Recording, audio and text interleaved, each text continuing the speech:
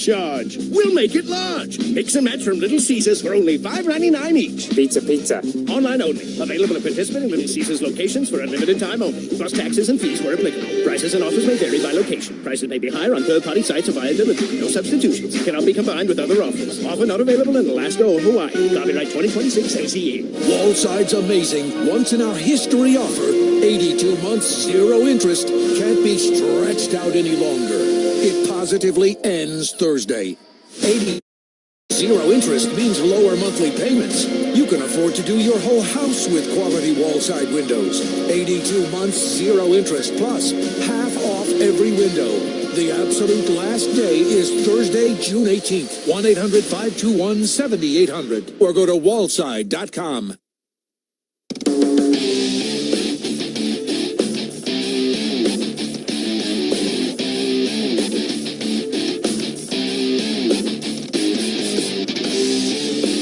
A.J. Hinch Show, a preview of today's game with Tigers manager A.J. Hinch. Brought to you by McLaren Health, official healthcare system of the Detroit Tigers. And today in the Manager's Show, we hear an excerpt from A.J. Hinch's media session from earlier today, and it started with updates.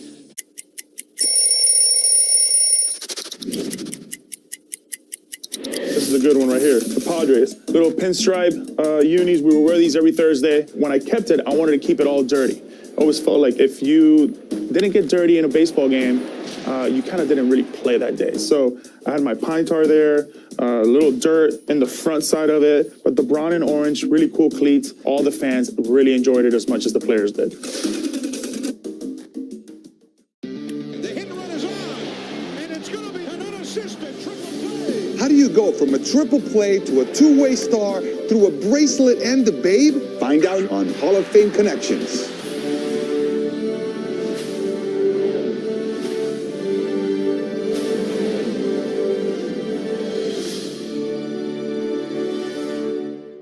This story starts way back in the early 20th century. We have a couple things out here for the first acknowledged unassisted triple play. And Cy Young said, "Neil, where are you going?" He said, 3 outs. Neil Ball had a fairly short career as a big leaguer, but continued playing in the minors, where he encountered true baseball royalty. Now we're going to connect to Babe Ruth. He dominated the game like no one else had before, both across the country and around the world. I'm holding Babe Ruth's bat. During a 1934 baseball barnstorming tour of Japan, Ruth faced 17-year-old pitcher Eiji Sawamura.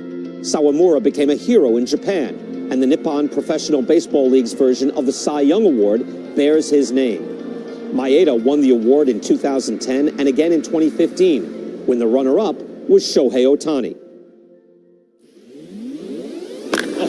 First pitch crushing! Oh, man! Like the 3 outs of a triple play. It all connects. Catch every episode of Hall of Fame Connections on MLB.tv and discover your own connections to the game at baseballhall.org.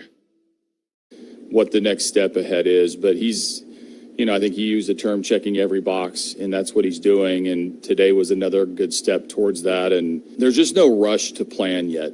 Obviously we would love him to be back as soon as possible, as healthy as possible, as safely as possible. And so we're tentatively planning some things ahead, but I need to get to tomorrow, last day of the series before we get to the next series. But I like where it's going, and I like how he is describing his normal work days, and that's everything was normal today, which is the best news you can get. You used Drew and just a 1+1 batter. Mm-hmm. Are you shortening his inning work, or is he still?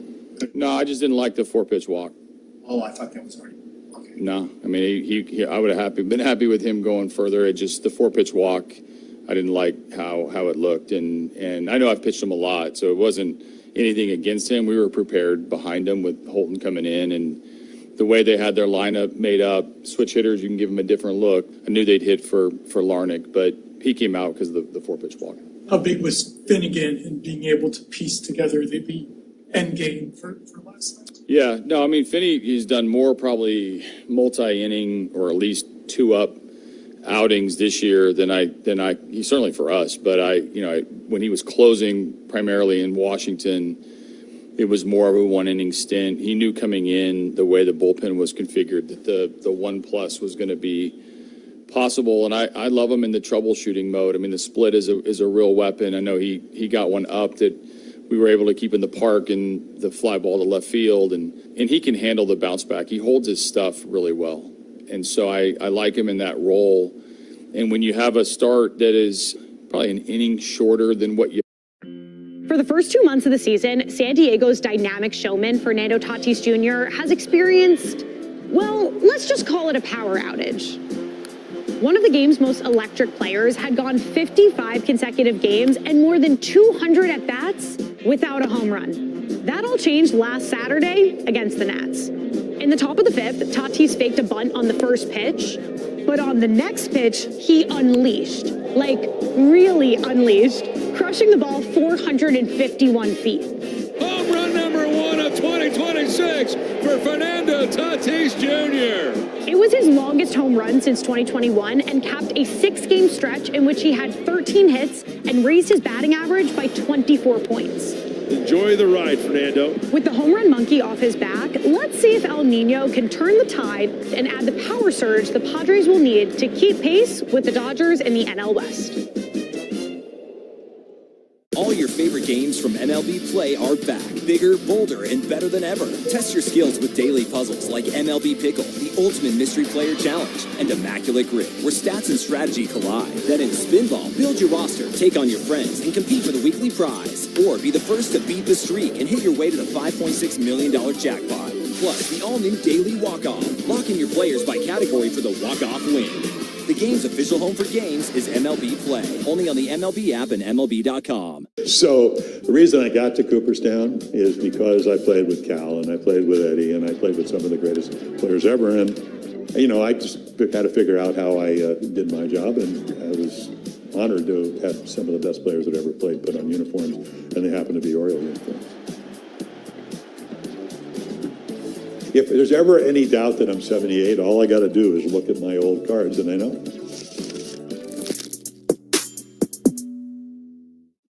And many more. If you've been wronged, it's our goal to make it right.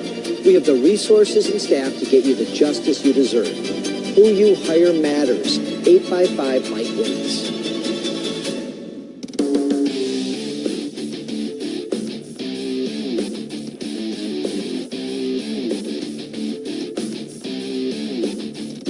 Jeff Reagular with Around the League from the 1-800-CALL-SAM studios, brought to you by Big B Coffee, the official coffee of the Detroit Tigers. Making your MLB debut with the Bigs is no doubt a dream come true. Think of all the work and sacrifice that goes into eventually getting the call up to the show. So getting there is amazing enough, but then to kill it in your debut, think about how great of a feeling that must be, and the White Sox, Braden Montgomery, got to enjoy that experience yesterday. White Sox hosting the best in baseball Braves. 23-year-old Montgomery, playing his first ever game in the Bigs, struck out his first at-bat, ripped an RBI single in his second at-bat, then struck out and lined out in at-bats 3 and 4, and then came his 5th time at the plate. White Sox down 5-4, bottom of the 10th inning, the rookie dug in. For his most crucial at-bat of his first game. Sends it in the air to left. It is back near the wall. It is over the wall for a game-winning home run. How about that? Talk about drama. Talk about theater. What a ball game. Montgomery went to Texas A&M. He was drafted 12th overall in the 24 draft, and he was one of the players that Chicago got back in the blockbuster Garrett Crochet deal. And now the rookie gets to enjoy some time on the second place surprising White Sox, who came into play today just a half game out of first place. Around the League, brought to you by Bet365. Does Framber Valdez have 8 innings in him tonight? If he does, you get awesome odds at plus 575. This has been Around the League on the Detroit. On the move and diving and making the catch is Jake Bowers. Back goes Jacob Young. He's at the wall. He's leaping. And he makes the catch with his right foot into the wall. This one's ripped to left center field, and that's going to be caught by Myers. Line drive up in the air. Leaping catch. Young to bring it down. Bouncer left side. Bare hand play by Sal Stewart on the bounce. Got him. Having a hot shot. And a diving grab by Norby at first. Backhanded and shallow center. Rocchio off-balance throw. Got him! Meyer over calling foul territory. Oh. He makes the catch. Tumbling into the tarp. Diving stop by Caminero. Hops up, throws to first, and got him. Foul territory, and he makes the snow cone as he hops over the tarp. Ewing going back and reaches out and smashes the wall and hangs on. Quarterback Crawford to the track at the wall, makes the catch, bangs into the fence. Siri tracking it back towards the wall, and Siri got it, took away a grand slam. The MLB app. Yeah, it's got game. This game. These games. All the games. Pre-game, post-game, and everything in between. This is baseball your way, with real-time stats, scores, breaking news, and custom content that hits every time. Because you choose the teams and pick the players you want to follow. So when they catch it on the field, you catch it on the app.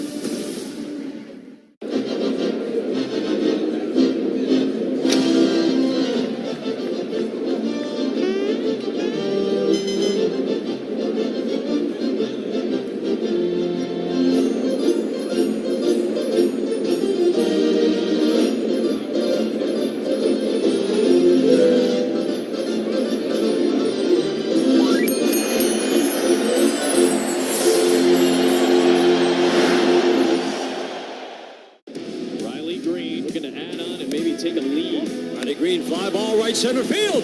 This one's deep. Watch it fly. Gone. How about it? Riley Green's first of the postseason delivers a 4-3 lead for the Tigers in the sixth. Wow, just stayed on that breaking ball. Man, did he hammer that thing. That was 3/4 of the way up those seats out there in right center field. Jammed and a little pop-up. Everybody's coming, but the pitcher wants it. Now he's going to give way. What's he doing? It's going to be dropped. Keystone Cops on the infield for the Rockies. Isbell's got a beat on him. Battling the sun. He bobbles and recovers. That's a highlight tape and a heck of a catch. That went straight lawn dart. It's in the ground. On guard. That's it. See, he comes off that stool down there and makes a nice catch, a hot line drive. And Vladdy's applauding. Because people should know you are like single-handedly keeping youth baseball alive in Detroit. How would you describe your job and your foundation? I'll describe myself as a leader in the local Detroit community that just want to give kids underserved communities opportunity to play baseball at the next level, or just introduce them, the next generation, to baseball. You've got a couple of really unique events coming up. Black in Baseball Weekend, which is what we're celebrating here at the ballpark. So that's a week from this weekend, the 19th and 20th, I believe. You've got on Friday, the 2026 Negro League Prep Classic game. And this is a first, isn't it? You're going to have Team Turkey Stearns against Team Ron Teasy, two great Negro League Hall of Famers. Yep. Can you describe what this event is all about on Friday night? Because then you've got another big event on Saturday. Well, Friday night, we're going to have 28 to 30 of the top minority prospects from southeastern Michigan, and we're going to get them here to play baseball against each other down at the historic Hamtramck Stadium. It's a home run derby that's attached to it as well. That's a $5,000 scholarship giveaway. Wow. And the MVPs of the winning and losing team get $1,500 and $1,000. Wow. That ballpark is just, if fans don't know, I mean, it's incredible that they found it. They knew it was there. It was buried under overgrowth. They revived the field. They revived the grandstands. It's the oldest surviving Negro Leagues ballpark in the country, right? Yeah, I think it's the second. I think Rick Wood is right above that one. But okay. It's up there. It's one of the oldest. It's one of the oldest, and all the greats have played there through the years. And the grandstands have been fixed up. So you want people to come out and support these kids. Yeah, come out. It's an all-day event. It's not only going to be baseball. They're going to have an art fair there as well.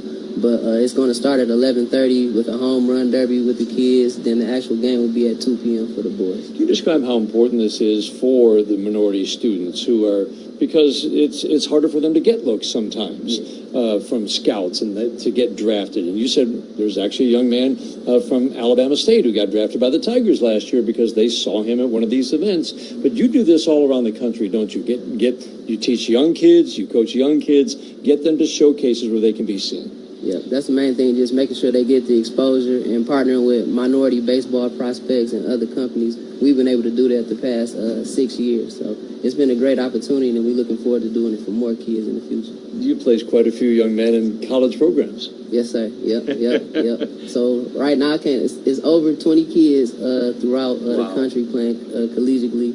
A lot of them are attending HBCUs. Right now, I can't officially say it, but I believe that this is the largest number of kids playing HBCU baseball ever from the Detroit area. It's definitely the largest group of black baseball players from Detroit playing collegiate baseball, whether it's at a Division I down in JUCO. So it's a great time for baseball in the city, but we got a lot of work to do to make sure it gets better. What are the biggest challenges to kind of reviving baseball, if you will, in the city of Detroit? Resources, that's always one of the main things, and coaches. A lot of the coaches are getting up there, they old school, so we need some more young blood, some of the younger guys who are coming home from school, who are graduates, who are professionals, who want to give back to the community. So that's one of the things we want to strive to. 2-2 the count. Pitch to Alvarez, hit in the air to deep left field. Forget it. This one sails into the second deck behind the 358 mark. Alvarez follows up with a bomb. Oh, my goodness. Top tank. Santa Maria.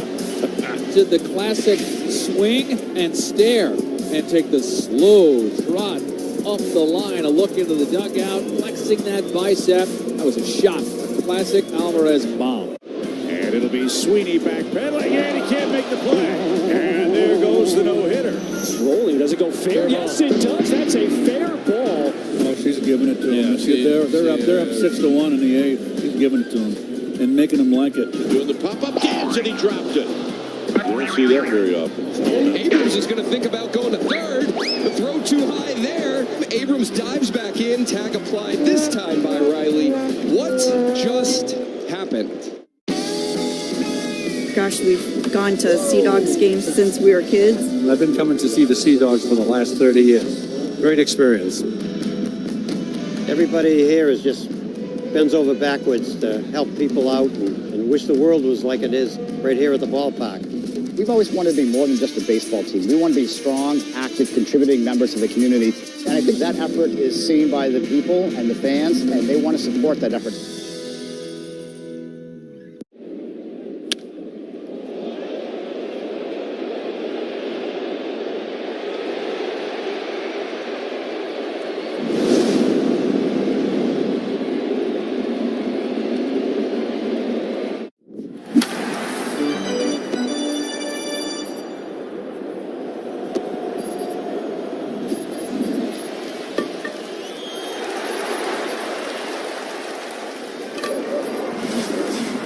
People working to make your Ford purchase easy. Shop the Ford Employee Pricing Event today at Michigan's #1 Ford dealer, Bill Brown Ford. #1 Ford dealer is based on Ford's new total retail sales reports for 2025.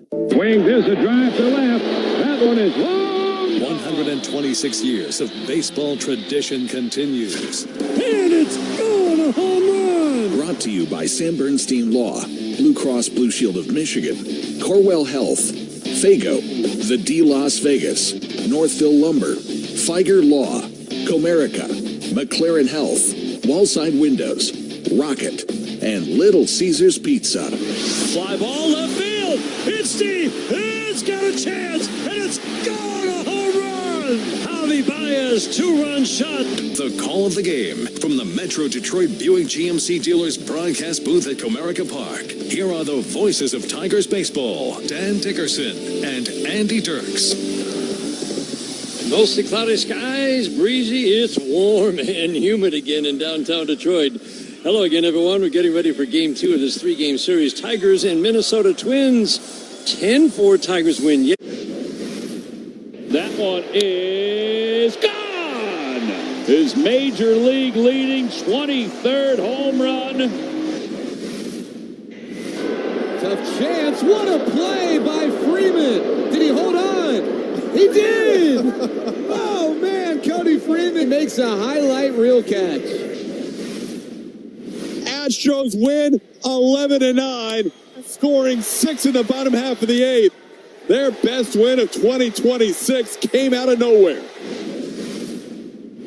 Shohei Ohtani did his job tonight. 6 innings of 2-hit shutout baseball, 1 walk, 6 strikeouts, 89 pitches, 58 for strikes. Has his ERA down to 0.74. Christopher Sanchez has become the all-time leader in scoreless innings for a left-hander. Consecutive scoreless streak ends at 50 2/3 innings.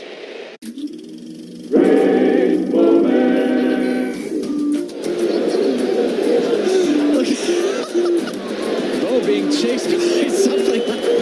Bo Jackson's not afraid of a pack of gorillas, and a little bee just chased him out of the batter's box. He's gone, Bo. 3-0 to Bo. He's hacking. Well, my way, God, Lord, he just killed him.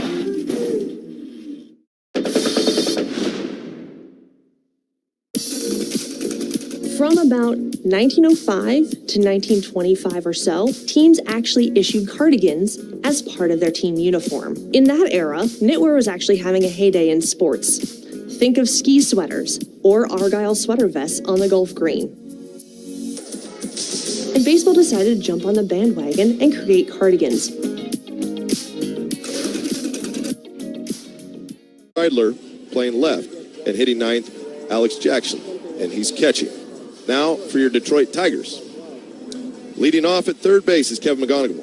Hitting second at second base is Gleyber Torres. Hitting third in right field is Kerry Carpenter. Hitting fourth and catching, Dylan Dingler. Hitting fifth in left field is Riley Green. Hitting sixth at first base is Spencer Torkelson. Colt Keith is hitting seventh in the DH spot. Hitting eighth is Zach McKinstry in center field. And Zach Short is playing shortstop, and he's hitting ninth. And we're still waiting on Framber Valdez to join us. Even the umpires know it. It's like umpires have not every come start. Out. It's a little bit longer. We are at first pitch right now, and the umpires haven't come out because they know that Framber Valdez, well, he likes things on his own schedule. And his own clock. Time is a construct that was made by men. Framber likes to play on Framber time sometimes. It was like we had Jack White in the booth, the famous rock and roller for the White Stripes. Amazing guy. And he has a show later that day. So he's watching a day game. He was going to do a show. And we're like, so when's the show start? Jack, he's like, whenever I show up. And Framber Valdez has very much that same attitude. It really is funny, but the umpires clearly were given a heads up. Framber doesn't always show up on time or anywhere near the normal time that a starter would show up.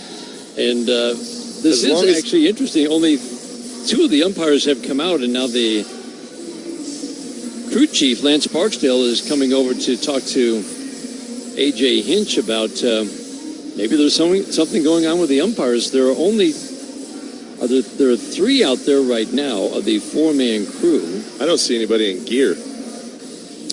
Okay, so we can't blame it on Framber. No. This is not a Framber problem. But this is something that he does. He's done it. It's usually gets maybe a out minute, here by maybe, 36 or 37 at a 40 start. Yeah, I think you're right. I think they are now conferring. Derek Shelton, the manager of the Minnesota Twins, with crew chief Lance Barksdale and A.J. Hinch. We have all kinds of dark, low clouds around us. We had the beautiful sight of bright sunshine and rain a little bit earlier. The tarp was on the field for that shower that lasted about 35 seconds. And now maybe there are a lot of pop-up showers. This is not an easy game to forecast in terms of should we start. It looks like we are. George Lombard is coming out with a lineup, so they probably explained, hey, pop-up showers, best guess is we're going to be okay, and if there's going to be a stoppage, it's going to be brief. But it looks like we are going to get this game underway. So now the lineups are being exchanged at home plate. Let's take a minute, since we have the time, Andy, to talk about this Tigers offense. And there's so many good things that we have seen in it. In this month of June, when the Tigers are going 6-1, they've scored 5 runs or more in each of their 6 wins. A.J. Hinch talked about the connected at-bats, the tandem at-bats, where you keep the line moving, right? Yeah. And we've certainly seen that. But lately we've seen just the better at-bats in the late innings We've seen a lot of innings with multiple runs being scored. The Tigers just weren't doing that at all in the month of May. There's a lot of good indicators, and most importantly, the contributions up and down the lineup.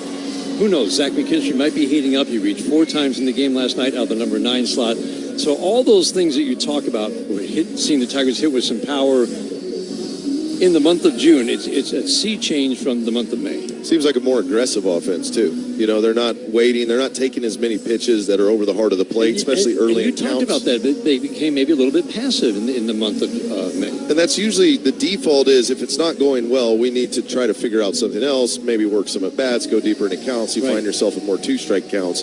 But against Major League pitching, where you win is early in the count. A lot of times against good arms. If you got a good arm on them, it's all about the counts before 2 strikes. That's right. And you get to 2 strikes, you're going to battle. But a lot of times, if you're aggressive early, it sets you up to be better with 2 strikes as well because you're already in that mindset of, okay, I've been aggressive. He's trying to throw pitches early in counts now, and not just grooving fastballs that he knows we're taking, for instance, right? So you're already in that bat. You're ready to go. The head's in there. The foot's down. You're tracking the pitch just like you're going to hit it.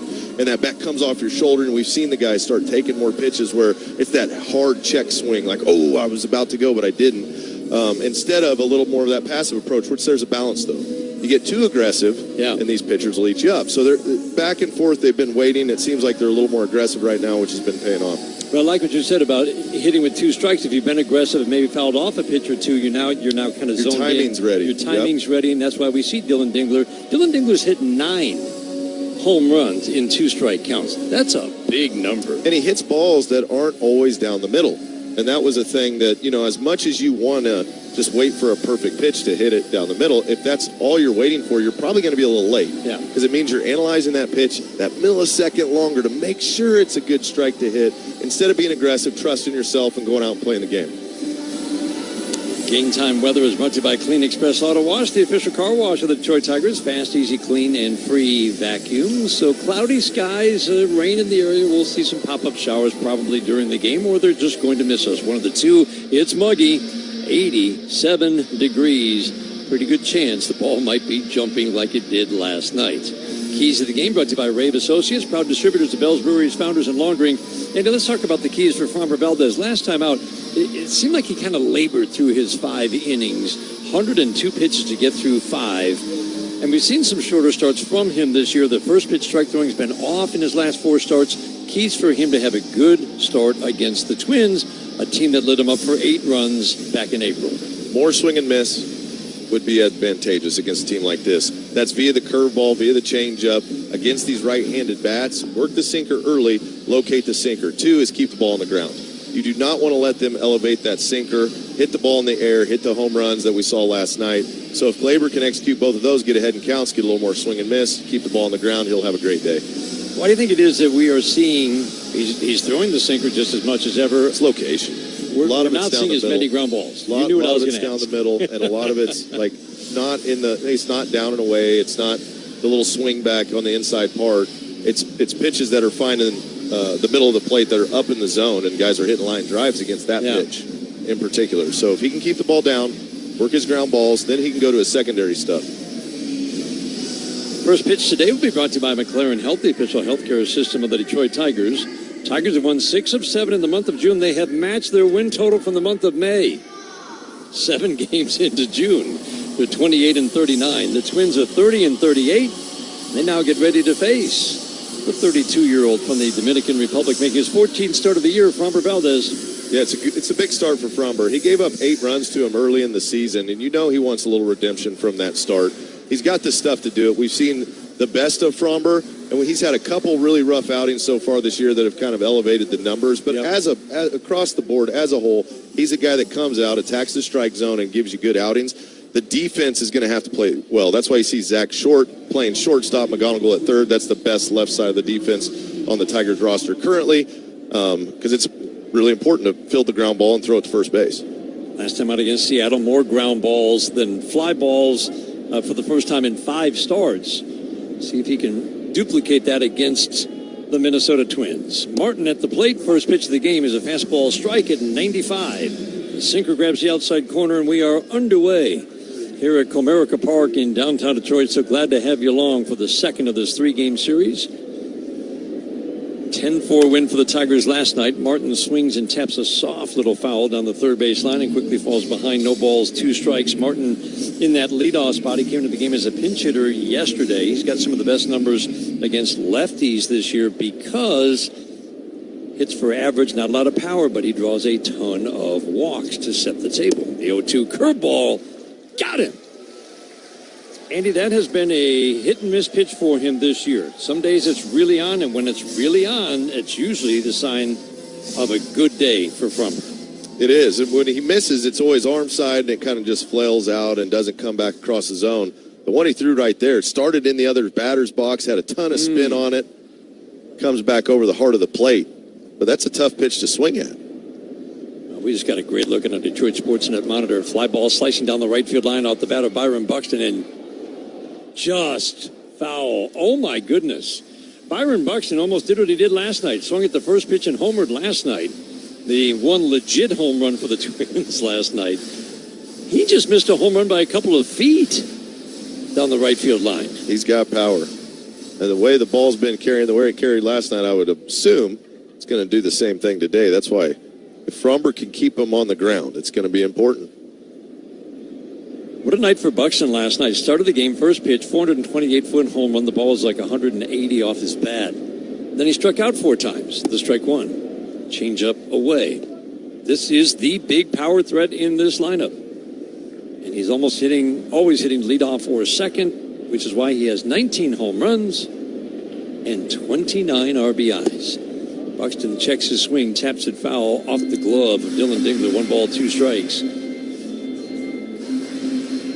First inning today is brought to you by Rocket Mortgage. Own the dream. Torres at second, shades right up the middle. Lots of sunshine about an hour ago. Now dark clouds all around us. The 2-1. Swing and a miss. Good changeup. It's the thing that we have seen. It's kind of an odd mix of numbers for Fromber Valdez this year, and strike throwing has been terrific. Like rain begins to fall, everybody scattering for cover. You can hardly even see the rain. Looks like people were heading for the exits. Everybody is scattering. The wind up in the 3-2. Swinging a ground ball fouled on the third base line. Buxton hitting .255. Twins lineup that again has produced the 4th best offense by run scoring, but say it again, Buxton is the guy you circle. This is the guy you want to make sure you get out. There aren't a lot of power threats, even with the 4 home runs last night in this lineup. Change up low. He got ahead 1-2 and lost him. Byron Buxton draws a 1-out walk here in the first, and keep an eye on him. He's not stealing a lot of bases, but everybody seems to run on Fromber Valdez. Oh, everybody's leaving because there's a big announcement on the scoreboard. Everybody has to seek shelter. This is always an interesting sight. So everybody please seek shelter because there could be some nasty weather on the way. But players, play on. Yeah, they just know it takes a while to get them out of the stands. Ground ball to second base, fielded by Torres. Steps on second, flips over to first. Brooks Lee unassisted 4-3 double play. And Fromber Valdez gets out of a jam with a double play we haven't seen a lot of this year.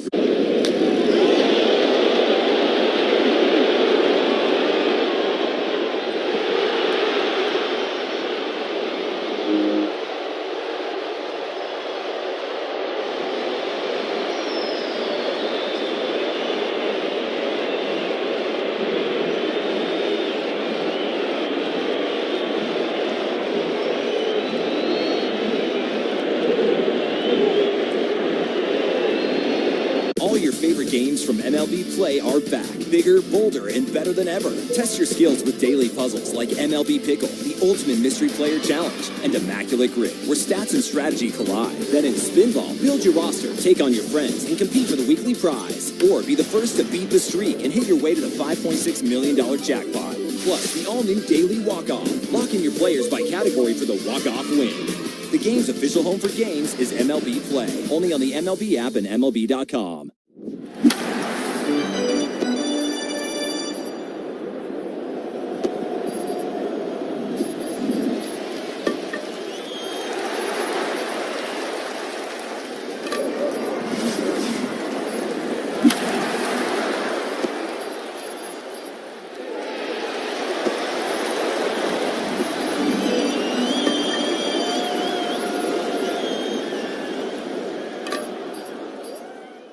sandwich served all day for breakfast, lunch, or dinner. It's Baseball Month for a limited time only at National Coney Island, the official chili of the Detroit Tigers. The Hexa Sheets? Think made-to-order food, snacks, drinks, essentials, and fuel, all in one stop. And always open when you need us.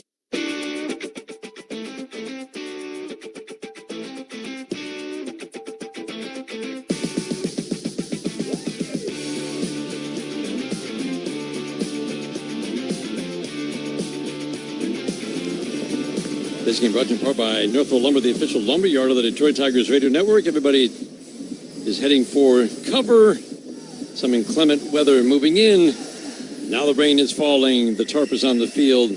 Don't see this very often. Remember, we talked with both managers before the game about clearly some weather coming in.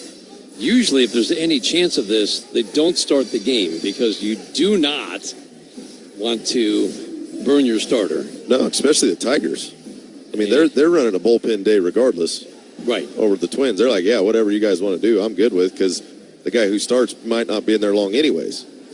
So this is a storm that's going to produce some heavy rain, and then there's a little cell behind it, and that's the problem right now. I think it's really hard to read the radar when it's just continuous pop-up showers. Yeah. And that's what we've seen over the last couple of hours. That's probably what they explained, like, hey, we're not going to be able to predict when and how often.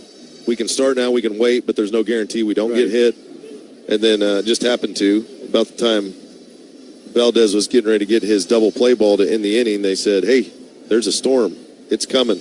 Tough radar to read, and the general rule of thumb, and it's roughly in this ballpark, once a pitcher has sat for 45 minutes or more, usually they are coming out. Yeah. And that's up to the staff. We did see Barry Zito sit for 2 hours one time and come back out. Yeah, rubber arm lefty. Old Barry Zito. It's like, what? Yeah, no problem. No problem. He was throwing underneath. Yeah. He was ready to go, and he was fine. Yep, he throws that big curveball in there a few times. So this is a pretty good shower, and again, it takes a while for everybody to head for the exits. And Grounds Crew did a great job getting that tarp on very quickly. I think the hope is one of those 30-minute, get the tarp on, let the rain come off. Hopefully, if it's 30 minutes and the rain's not too crazy, there's not a lot of field prep to do, get the guys back on the field and play ball. Because some of them, I mean, they're just now getting into the dugout, some of the guys from the opposing bullpen. But that's the hope. It doesn't take too long, get it in. But you never know. This is Michigan. Michigan. It might summer. just settle in and be here for an hour and a half. When it's warm and humid like this, I mean, it was beautiful and sunny, and then it wasn't. Yeah, the flowers are happy. My wife's garden right now, it is going nuts. It's blooming. From 2 days ago till this morning, I looked out, I was like, there's flowers blooming everywhere from that humidity. Just thank you for the water. Yes, yeah. It's good for some things, not good for baseball. All right, so pretty heavy shower right now. The radar indicates a couple of cells with some pretty good rain moving through. Let's call it 30 minutes, and hope that is the case. I'm sure Framber Valdez would, even if it's an hour, would come back out. He just threw one inning. Yeah. You get loose, you get hot, you do your routine, but not a lot of pitch count. If a guy's at 50, 40, that's when it gets really tough to justify. He had a quick first inning, didn't throw a ton of pitches, got a nice ground ball double play, which is what we were hoping to see. All right, rain's coming down, and we are in a rain delay brought to you by Blue Cross Blue Shield of Michigan, ready to help. Tigers and Twins, game 2 of a 3-game series. We are scoreless in the bottom of the first when we resume play. Tigers have yet to bat. So right now we will send it back to our affiliates. As soon as we have an idea of when this game will restart, we'll pass along to you down the network lines. Right now, let's send it back to our affiliates along the Detroit Tigers Radio Network.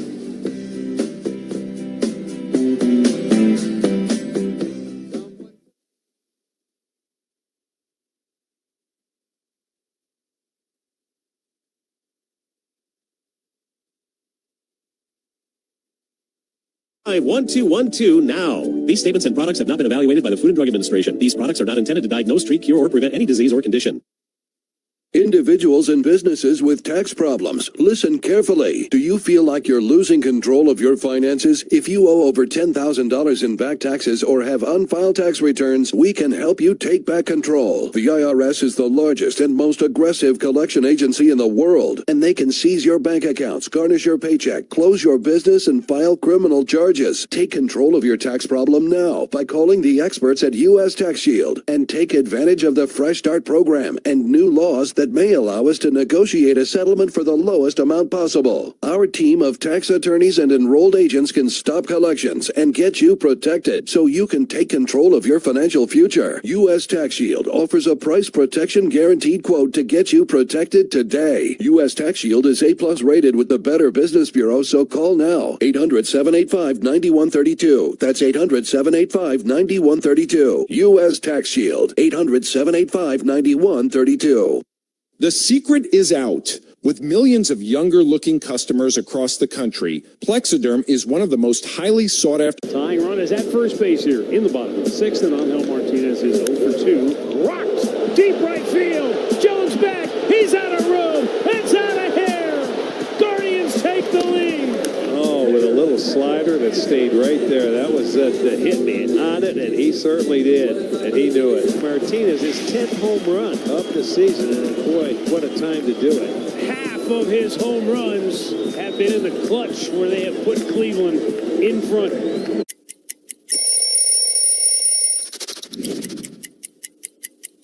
Well, when we moved downtown San Diego from Qualcomm to Petco Ballpark, new uniforms were on the way, and this is the Padre home white. This jersey is from 2007, which was a career year for myself, winning a Cy Young. There's some different memories that stand out. One in this uniform against the Braves, where I struck out a Padre record 16, wearing this jersey, trying to make the Padre and the Friar faithful proud.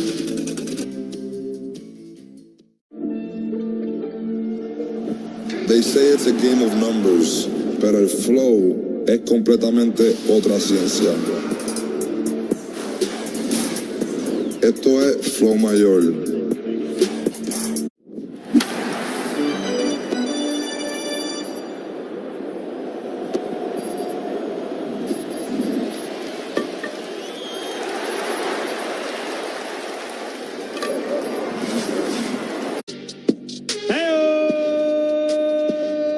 Welcome on back to BetMGM tonight here on Westwood One Sports. He's Brad Evans. I'm Pat Boyle. And we are brought to you by BetMGM. Make it legendary. Download the app today. Please gamble responsibly. Hour number 2 of this Wednesday night program kicks off.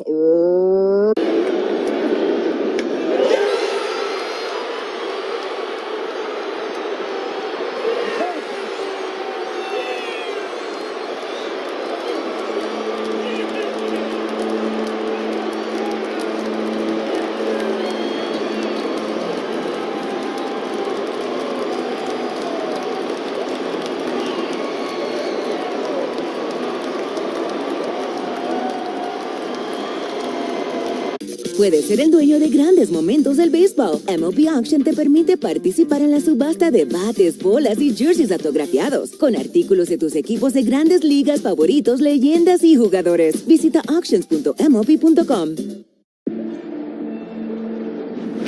They say it's a game of numbers, pero el flow es completamente otra ciencia. Flow mayor is where all those rhythms meet. Porque el flow no es de un solo jugador, es de un corillo entero que prende estadio. De San Diego a Santo Domingo y cada parada en el camino. Cuando estamos activos, la liga sube de nivel. Esto es flow mayor.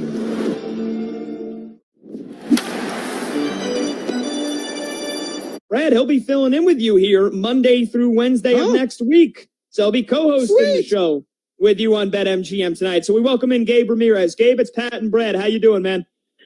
Doing great. You know, Brad, it's like a soft first date right now. You know what I mean? To get to just kind of, test things out, feel it out.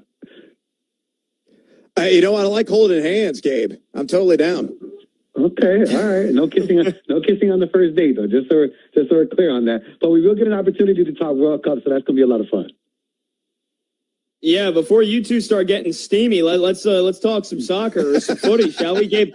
Let's start with the Stars and Stripes. Team USA lost in the round of 16 in Qatar in 2022 to a tremendous Netherlands team, failed to qualify in 2018, and lost in the round of 16 in 2014 and again in 2010.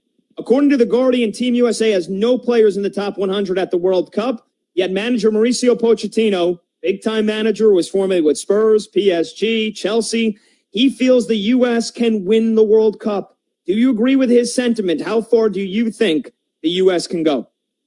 No. There's no chance that Team USA is gonna win the World Cup. I think you have to say that, especially when you have a young team that is trying to come into their own. Right, you have to give them a level of believability. I think that's what Pochettino is doing right there. This team, and when you're talking about bets to make. One clean sheet in the last 13 matches for Team USA. And when you're talking about going up against the best in the world, right, the Mbappes, the Messis, the James, for that matter, you're going to give up too many goals. You don't have enough firepower offensively, right? They finally have a true number 9 with Balogun. You see, obviously, Pulisic there as well, but they just don't have enough to compete with the best in the world, excuse me. But I think that's the good thing about this year's World Cup, where, listen, we've said it in years past, right, that, this is the year that soccer comes to the forefront. But things like that take time. And what we can say as a country is that, where we were 20-some-odd years ago when it comes to U.S. soccer, we are much further along. A lot more of our best athletes are playing at the younger levels. And, you're seeing a better product on the pitch, and we'll get an opportunity to see that at the World Cup. I think best case scenario, gentlemen, they sit atop Group D, and then they win one game, but I think it's, again, an exit in the round of 16. Jeez. All right. Well, Gabe, you mentioned him. Most people know Captain America, Christian Pulisic. If Team USA is going to go far, he's going to have to score or assist on a bunch of goals. Outside of Pulisic, who else has to step up? What are the other names on Team USA that everybody needs to know? Yeah, I think, starting with Pulisic, I think it's important to understand what this moment means for him, right? I think it's obviously there are going to be the others on the squad that, you're going to want to pay close attention to. However, this is a legacy moment for Christian Pulisic. This is an individual who's had a dark cloud over him for the last couple of years, right? The lack of desire to compete with your team in practice like most others do. Putting club over country, which is something that is not heard of when it comes to soccer. And so this is an opportunity for him to step outside of that and, sit and be spoken about in the same likes of the Landon Donovans, the Baileys, to be legendary, right, for your country. And in order to do that, you need to be scoring some goals. He has obviously the makeup in order to do so. But, I think outside of him, Timothy Weah is someone who we've been looking at a lot. He's a smaller guy, right? A lot of the forwards for Team USA, when you're talking about Weah, 6 foot, 146, Balogun, who I mentioned earlier, 5'10", 146. So when you're dealing with some of the defenders that play in Europe, it's going to be extremely difficult, especially on set pieces out of the corner. So they're going to have to create space, a lot of balls over the top, try to use speed to their advantage, and get those guys, going in order to get some victories. Gabe, we're looking forward to working alongside you next week with Pat on Vacacion. But let's go ahead and focus now on some of the big dogs this World Cup. Many insiders, experts really widely believe Spain, France, England, Argentina, and Brazil are the teams to beat. Among that group of supposed elites, give me a country that lives up to the hype, and flip side of the coin, which one doesn't? It's a great question, because obviously when you're talking about World Cup, right, it's my favorite sporting event. And I like soccer, but it's not my favorite sport. But in terms of events, when you see the passion that guys play with when they're playing for their country, we get it a little bit in the United States, right? But when you're looking at countries across the world, this is everything for them, right? This is their NBA championship. This is their World Series. This is their NFL championship. Like, this is their biggest moment. And if you come through in any game with a goal, with a save, you live forever in these respective countries. So when you're talking about who's left over, England is a squad that they have the biggest chip on their shoulder. They're the squad that has plenty of talent, guys like Jude Bellingham, from Real Madrid, used to play in the Premier League. This is a guy who could lead his team, and they have a lot of other, obviously, guys that can put the ball in the back of the net. So that's a club that I would look at that is a dark horse that could come out on top. I think France might have too much pressure on them. Mbappe is amazing, but we've seen him falter in other instances. Spain is great. If you really want to put some clean money down, I think they're like plus 500 to win the whole thing. Pedri is an absolute beast. He plays for Barcelona. And Spain has not won in international competition since March of 2024. So there's, a lot to go on there. So those are two teams I would look at. But on the outside of the groups that you mentioned, I think if you're looking to make some money, some long money outside of the Brazils, you want to look at the teams that always surprise you, like a team like Netherlands, right? With Virgil van Dijk. I mean, that's a guy who's a killer, plays for Liverpool. If you're looking at Germany, the wonderkind, Jamal Musiala from Bayern Munich, he's a guy I put money on. He was plus 2,000 to lead the World Cup in goals scored. I put a little sprinkle on there just in case. So Team Germany is another squad that you can look at to make a big jump there. Oh, I like that. Speaking of some of those long shots, let's dig it a little bit deeper on maybe some of the names you already mentioned, maybe some others that could be out there. You already mentioned that Team USA, strike them off the list. Obviously here in the red, white, and blue, a lot of people are going to be backing them at 50-1 to win the whole shebang. It ain't going to happen, says Gabe, and I tend to agree. What about Mexico? At 66-1, maybe somebody else. You mentioned Netherlands, you mentioned Germany. You want to go a little bit deeper? I mean, we got nearly 50 teams to pick from, Gabe. Anybody else of the longer odds variety really tickle your fancy? Gentlemen, I think like any sport, right, there is, when you're looking at a field, whether it's the NCAA tournament, the playoffs for basketball, as we're experiencing right now in the present, the group of teams that are at the top, the 4 or 5 teams that are the best in whatever respective league, they're there for a reason, because their team makeup is just better, right? Where they have talent in certain spots where they can outlast you. And I think when you're talking about the World Cup, you're going to experience it. So can you find teams to make a Cinderella run? Can you win some dollars on squads that can make a deep run? Absolutely. But in terms of thinking that there's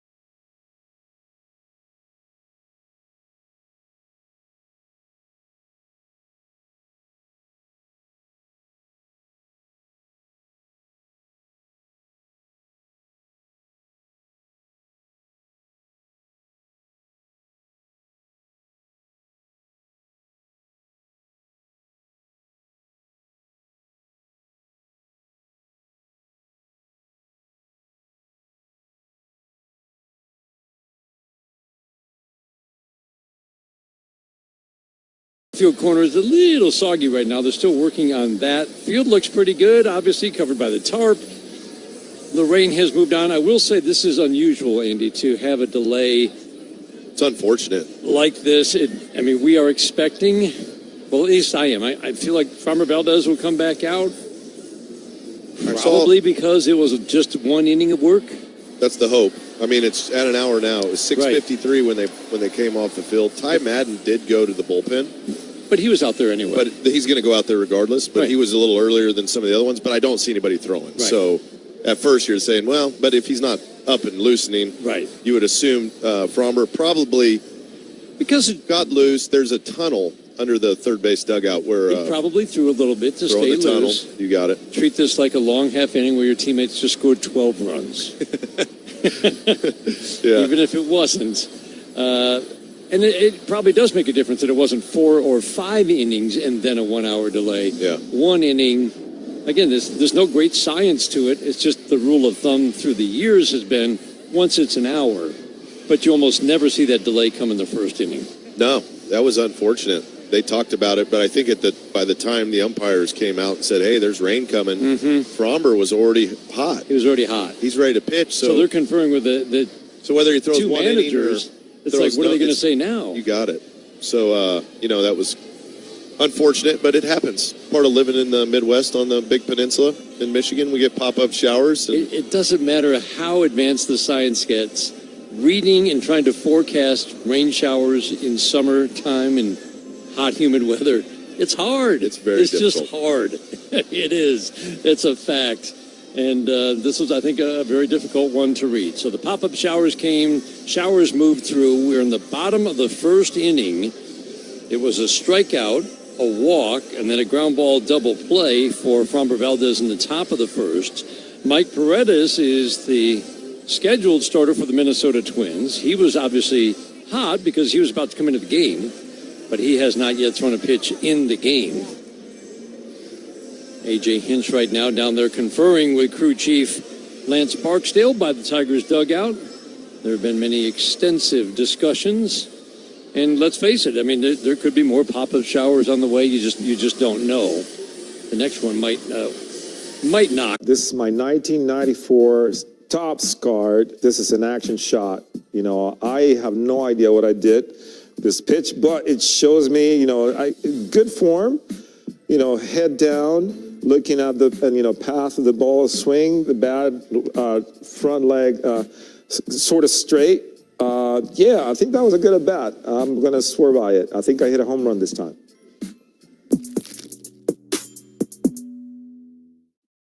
Te encantan los jugadores. Te encanta el juego. ¡Y se fue! Ahora puedes ser el dueño de grandes momentos del béisbol. MLB Auction te permite participar en la subasta de bates, bolas, jerseys autografiados y más, con artículos de tus equipos de grandes ligas favoritos, leyendas y jugadores agregados toda la temporada. Cada artículo es autenticado por MLB para asegurar que lo que llega directamente a tu hogar es original. ¿Quieres una parte del juego? Visita auctions.mlb.com. They say it's a game of numbers, pero el flow es completamente otra ciencia. Esto es flow mayor.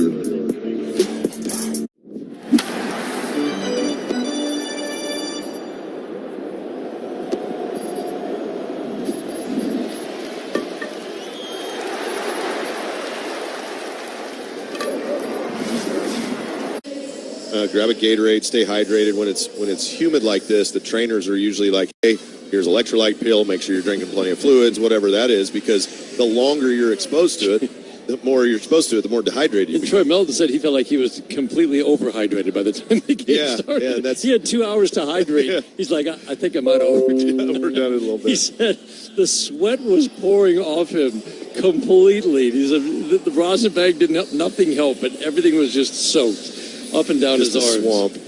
So the Twins have taken the field, and it really is a neat story that Mike Paredes has made the major leagues, teammates with Troy Melton at San Diego State for 3 years. They are best buds. They almost started opposite each other last night. And the Twins are doing something unusual with Mike Paredes. So 25-year-old from San Diego, went to San Diego State, just called up. And I was looking at all of his minor league starts, and I asked our good friends with the Twins, I'm like, what?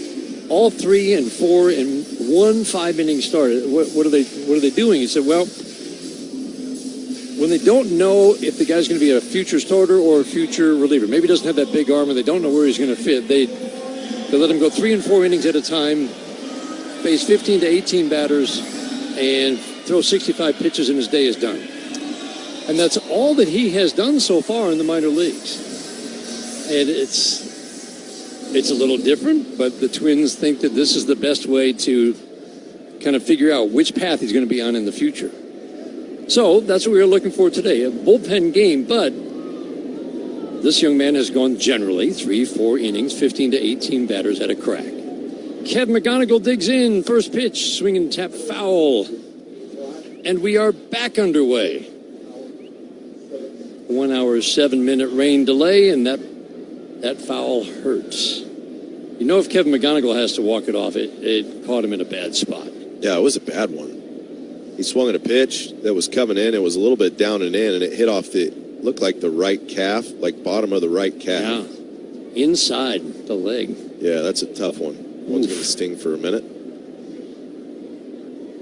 But against a guy like Paredes, he's got a good changeup is his best secondary pitch to the lefties. So if he doesn't have it, it's a rough day. If he has it, it's a lot easier to compete for. Throw the four seam, throw the change, mix the cutter in a little bit. At AAA, a 4.40 ERA in 49 innings of work, give up 48 hits, low walks, high strikeouts. McGonigal back in to strike one. Check swing, appealed down to third. Lance Barksdale says he did not go. Will Little's our home plate umpire today.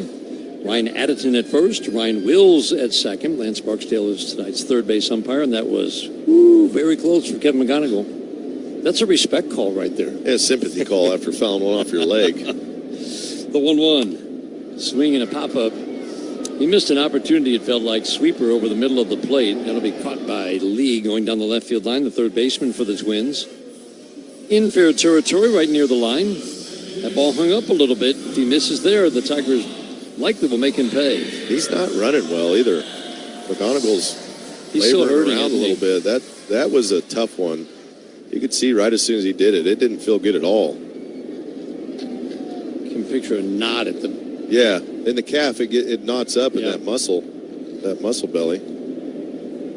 That brings up Gleyber Torres.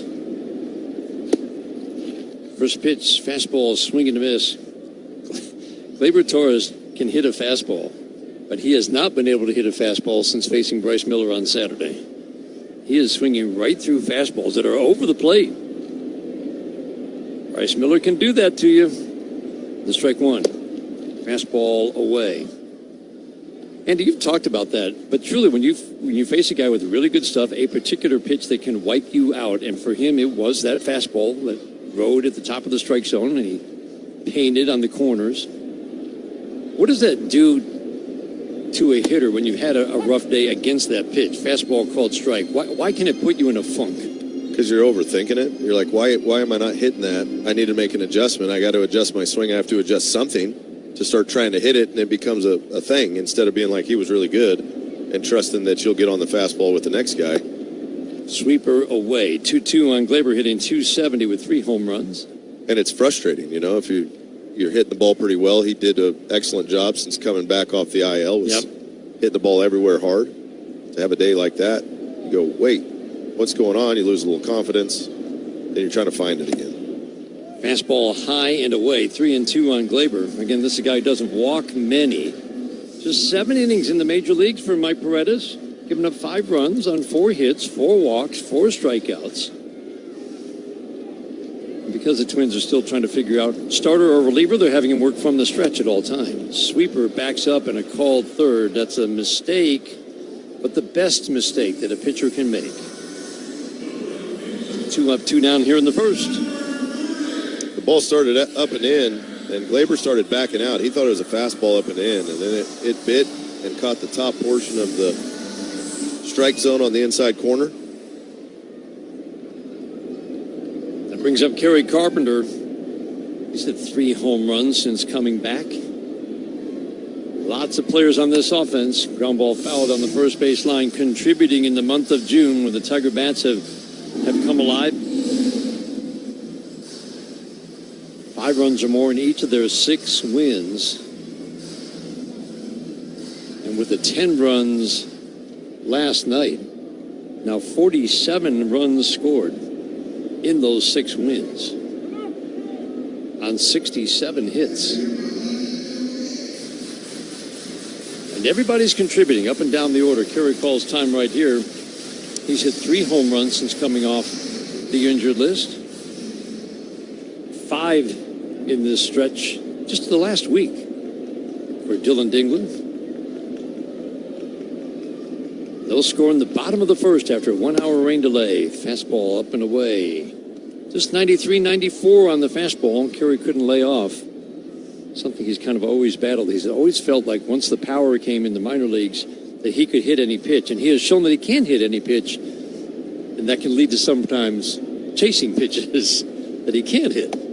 Pitch away. 1 ball, 2 strikes. I was talking about this spring that I have to figure out. The next step is figuring out, which he did in the postseason, when are they pitching to me and when are they not? Yeah. Right at the beginning of the at-bat. Okay, they're not pitching to me in this at-bat. And that's when he says, I have to have that discipline. The 1-2. Swing and miss. Good sweeper under the bat. Kerry Carpenter strikes out. And a 1-2-3 first for Mike Paredes and the Twins. We head to the second inning. No score. Tigers and Twins. Second of a 3-game series in Detroit.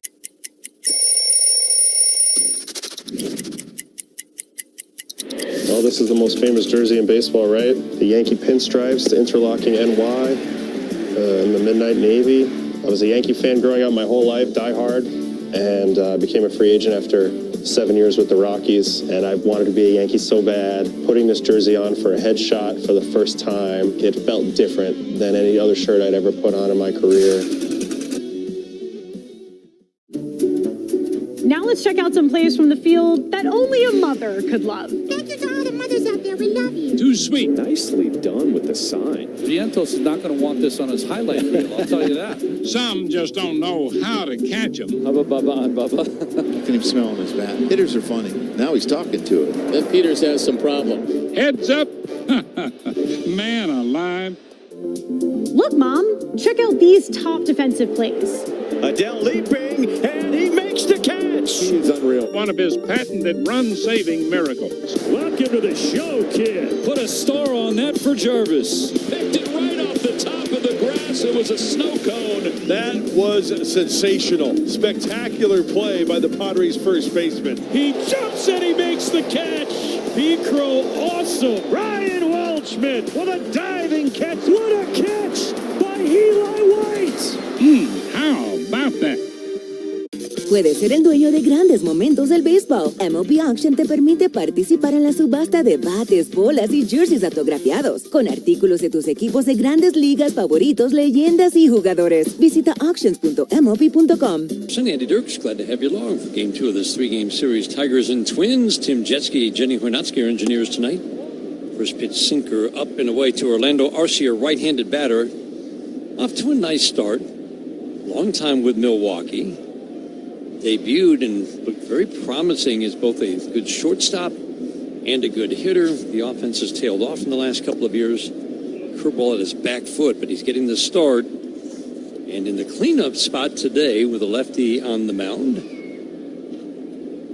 because he's 4 for 14 with a home run against lefties this year, Andy. He's raking. Twins trying to find a hot bat. 2-0. In the dirt.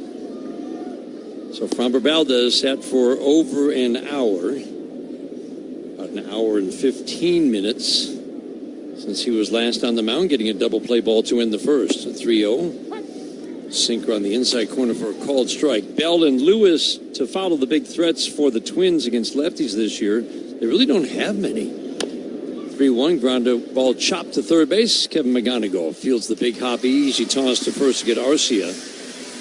I think this is a good sign, seeing the ground balls last game for Framber Valdez, even though, again, he kind of labored through 5. The ground ball double play to get the out of the first inning after the walk.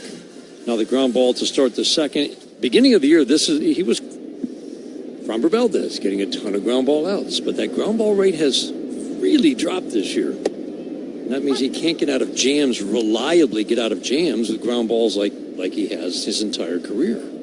Bell takes a fastball strike. Third base side of the rubber, stands at a slight angle to home plate, glove below the belt when he gets ready, steps back with the right foot into his motion. Fastball 96 at the knees for strike 2.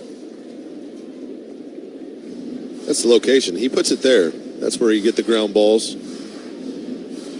If it comes up, the sinker's always not played well when it's up in the zone. Kind of the middle of the zone. You can get away with it if it's up out of the zone. Guys will throw sinkers up there sometime. The 0-2. Ground ball foul. That was a slider on the hands of Bell. Switch hitter batting righty. It's one of the few lineups you'll see that's all right-handed. 2 switch hitters and everybody else is right-handed. Yep.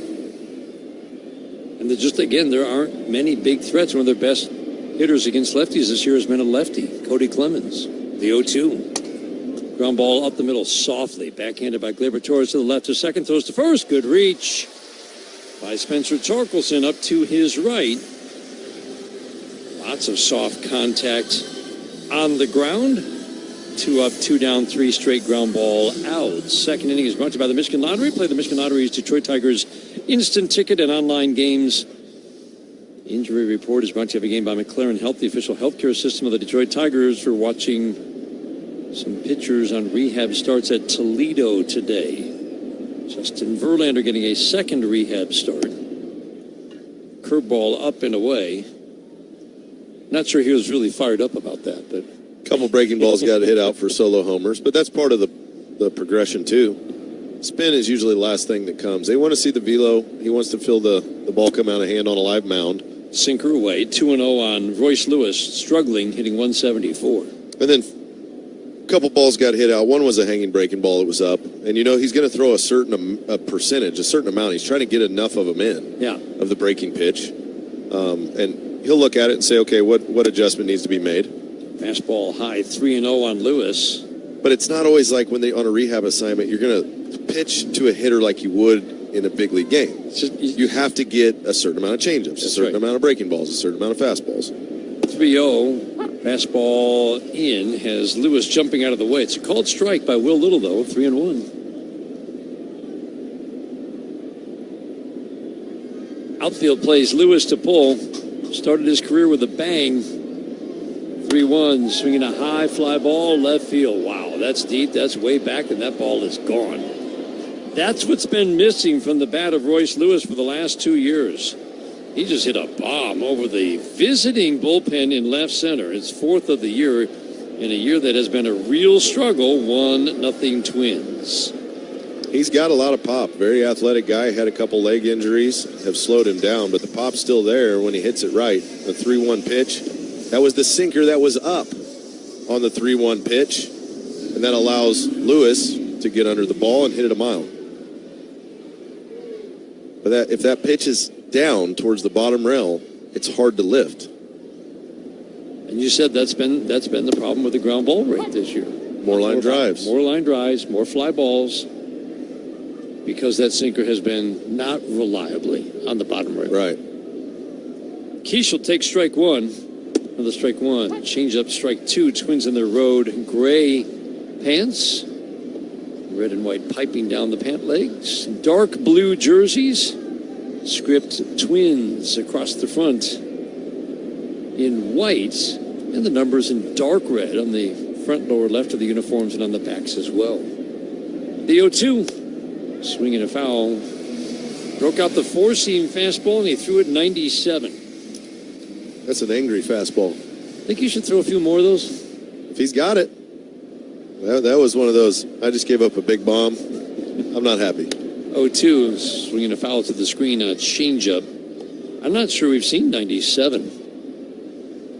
Other than maybe the one that ended up between the O and the R on Trevor Story's jersey. That was coming in hot, yeah. The 0-2. Crew ball bounces. 5th pitch of the at-bat is ball 1. 1-0 Twins in the second. We're only in the second because of a 1 hour and 7 minute rain delay. It's good to see Framber Valdez on the mound after the long delay. The 1-2 bounced the curveball. Curveball was sharp. I think he threw one in the first inning. Got a called strike. Bouncing them here in the second. Strike throwing is a little bit off out of the break. 2-2. Changeup up and away. Kind of guided that one. Not where he wanted it. Lucky that ball was just fouled out of play by Keishel. This has been one of the issues. Gets 2 strikes. A little bit of battle. It's hard to put guys away. Swing and miss rate is the lowest of his career. Strikeout rate, also lowest of his career. 2-2, swing and a miss. And what did he get it with? A 4-seam fastball at 97. Second strikeout for Framber Valdez ends the second inning. We go to the bottom of the second, 1-0 Twins. This is the home of Detroit Tigers baseball, presented by Meyer. Chris Sale's 10th start of the season was a beauty. He goes 7 innings, giving up just 1 run, and he is in line for his first win against the Marlins. An outstanding outing tonight by Trey Savage. 6 innings, 2 hits, did not walk a batter, struck out 8, kept the Yankees off the scoreboard. 11 strikeouts from Kyle Harrison. Matching a career-long outing for Kyle Harrison and a dominant 2-hit shutout for the left-hander. Wow. Outman over. Outman with the dive!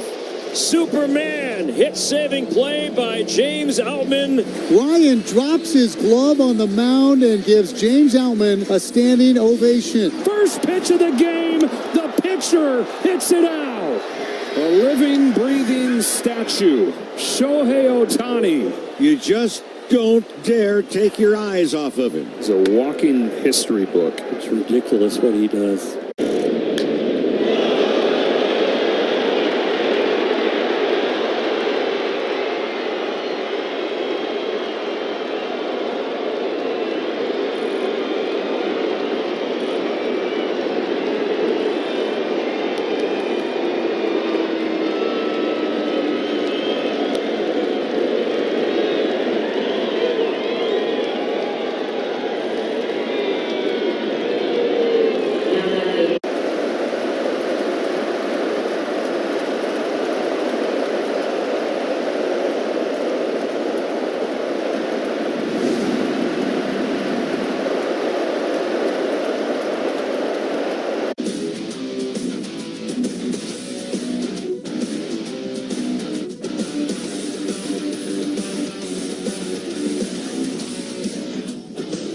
Dylan Dingler leads off for the Tigers. 4-5-6 hitters, Dingler, Green, and Torkelson. Against Mike Paredes, a right-hander, first pitch changeup. Dylan Dingler has been leading this offense, which has come alive after, well, he was missing in action for a little bit in the month of May. 11 for 28 with 2 doubles, 5 home runs, and 14 RBIs. In the last week, in 7 games, leading the Tigers almost single-handedly to 6 wins in the 7 games. Fly ball, left field, deep, and wow, where'd that one end up? Did not end up home run distance. Just a little bit out ahead of that fastball. I think he's got the fastball timed up. Yeah, he turned on it quick. The hands were fast in the zone. And when you're feeling good, the ball starts looking like a beach ball. Incredible 2-strike hitting for power for Dylan Dingler. The 0-2. Changeup misses low and away. So fastball's 93. Changeup's about 88. But you see they're conceding finally. They don't want to throw him a breaking ball. So they're going with the changeup instead of trying to throw the sweeper. Because he has destroyed breaking balls of every variety this year. Jackson behind the plate asking for something down, and he threw him the sweeper and kept it down. That's why he said, keep it down. Because if this thing hangs, it's going to go a long ways. That was a very good sweeper. It was a perfect placement. Sharp late break.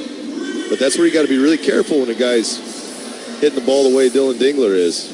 If you don't put it in the right spot, he's going to do damage. That's a veteran catcher behind the plate. I mean, it was very emphatic. Like, come on, keep it down. Riley Green swings and misses at a changeup in. Righties, lefties hit this righty about the same. Minor league, major league numbers combined. Only 7 innings again in the major leagues. Lefties a few more walks. Righties a little bit more power. Average for both at 245. Sweeper bounces. Time for dollars on deck. If Spencer Torkelson gets a hit this inning, Northville Lumber will donate to Detroit Blightbusters. Northville Lumber is Michigan's oldest business, largest Trex decking dealer. 1-0 Twins. We're in the bottom of the second inning. So far, 4 up, 4 down for Mike Paredes. He's going to throw 4 or 5 innings. Wherever he's at 65 pitches, that's when everything goes on high alert. Riley Green takes backdoor breaking ball, changeup for a called strike 2.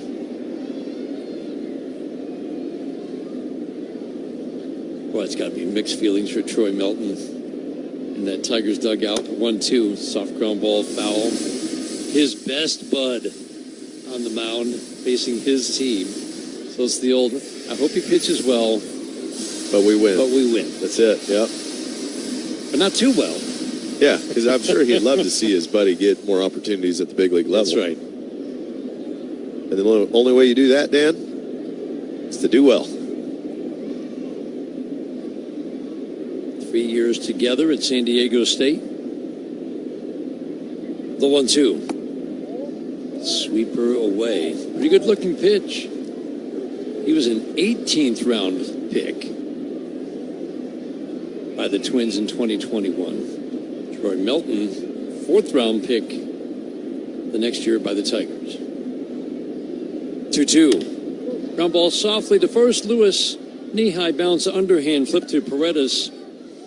2 up and 2 down, and now 5 up, 5 down with ease for Mike Paredes. First major league start. His first 2 appearances came as a kind of a piggyback.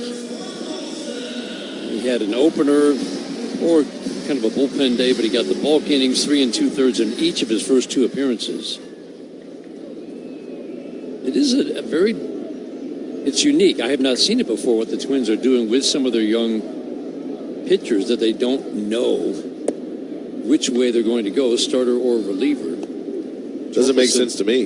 But then again, I've never heard of people doing it. Right. Like you would think if you wanted to, here's a job for you, you're going to do that type of work that would lead you to doing that job well. A starter, more workload per outing, obviously, and a reliever, more sporadic work, but much less load. But it's kind of like 65 pitches. That's like a mop-up, man. Yeah. When things aren't going well. I was trying to figure it out and talking with Corey Provas from the Twins. He said, well, why not just stretch them out? He said, no, they're still trying to figure out. They kind of mapped this out for the whole year, apparently. Change up in, check swing, didn't go. 2-1 on torque. Hitting .214 with 9 home runs. So certainly something different that we haven't seen before. A little different wrinkle in player development for the Twins. 2-1. Changeup with some nice swing back. 2-2. Generally, all the best relievers in the major leagues are former starters. Yes. And that's usually because they've had a chance to develop all their pitches as a starter in the minor leagues. And then maybe failed at the major league level or just converted at some point. 2-2. Check swing. Did he go? Ooh, I think he got a break. Appeal down to Ryan Addison at first. Side view says... It was close. Close. They got it right. I think so. Very close. That's one of those flip a coin, it could win either way. Yeah, 2 more inches in. Yeah, it's gone. Yeah. Tigers trying to start something with 2 outs in the second inning. They're down 1-0. It's been 5 up, 5 down for Mike Paredes, the 3-2. Fly ball, left field, hooking down the line. And again, foul, and again, not home run distance off the bat. Both he and Dingler hit balls that looked like it would go a long way, but a long way foul, and in the end, not even home run distance. Well, we're used to last night's trajectory where everything just went an extra 20 feet. 8 home runs, and several were, well, kind of raised your eyebrows like, what? Fastball up and away. Torque draws a walk with 2 outs in the second inning. Today's game brought to you in part by Meyer, an official partner of the Detroit Tigers. And this series is brought to you by the Sam Bernstein Law Firm. When you need the right call made, it's 1-800-CALL-SAM. 1-0 Twins. Brings up Colt Keith.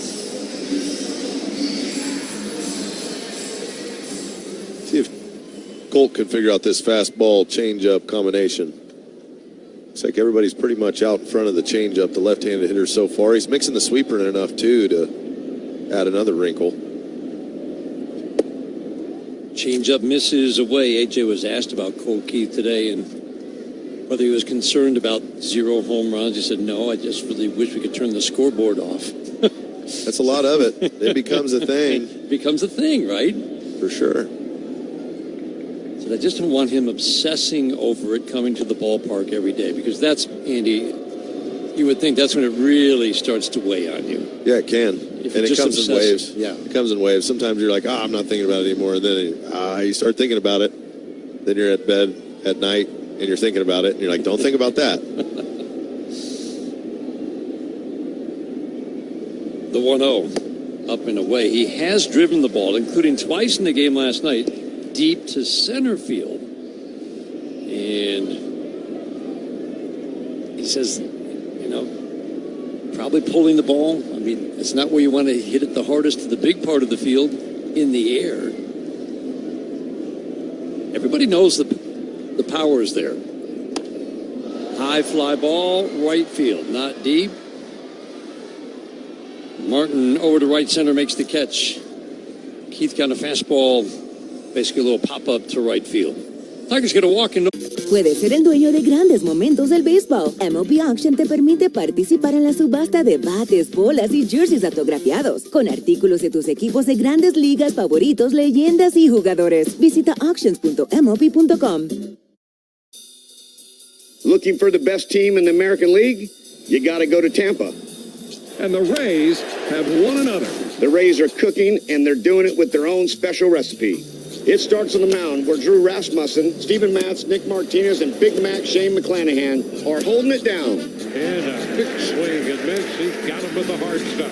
This rotation is just suffocating opposing hitters, pitching to a sub-3 ERA backed by a lights-out bullpen. At the disc, Junior Caminero is proving he's an elite middle-of-the-order masher. And that one's going to go. Home run, Caminero. And don't sleep on Jonathan Aranda and Yandy Diaz bats either. Those three have combined to drive in more than 90 runs already this season. Playing in the same division as the Yankees, Tampa will need to maintain their momentum. Maybe even kick it up a notch. But this season's Rays seem to be up to any challenge. The bubblegum blowing contest. It was fun. It was at a time when Topps included bubblegum in their baseball cards. And that was the gum we used. These are all my baseball cards. The Topps one is right there. It's developed into somewhat of a big nostalgic thing. And there are a lot of people that, that's one of their favorite baseball cards. It's kind of crazy. Right here in Detroit. You have heating, cooling, plumbing, and electric for fast service and the best price. Choose Mastercraft. Framber Valdez in his second inning of work after the rain delay. Pitching to Ryan Kreidler. Popular teammate, and I'm sure a lot of guys here are very happy for his success with the Twins. Line drive, base hit, one hop off the dirt into center field. Just could never get that bat going with the Tigers. He got a chance with the Twins. He got called up about 2 weeks into the season. Hit 3 home runs in his first 32 at-bats. Drew 5 walks, 10 hits. He was sizzling, and it's been a struggle for Ryan Kreidler, but he has been still their best bat against lefties. He's 3 for his last 27 before that sharp single into center. Bunt down the first baseline. That's going to be a base hit for Jackson. Wow. Longtime backup catcher Alex Jackson saw the Tigers shifted against him and pushed a bunt between first and the mound, and nobody could make a play. That's a perfect bunt.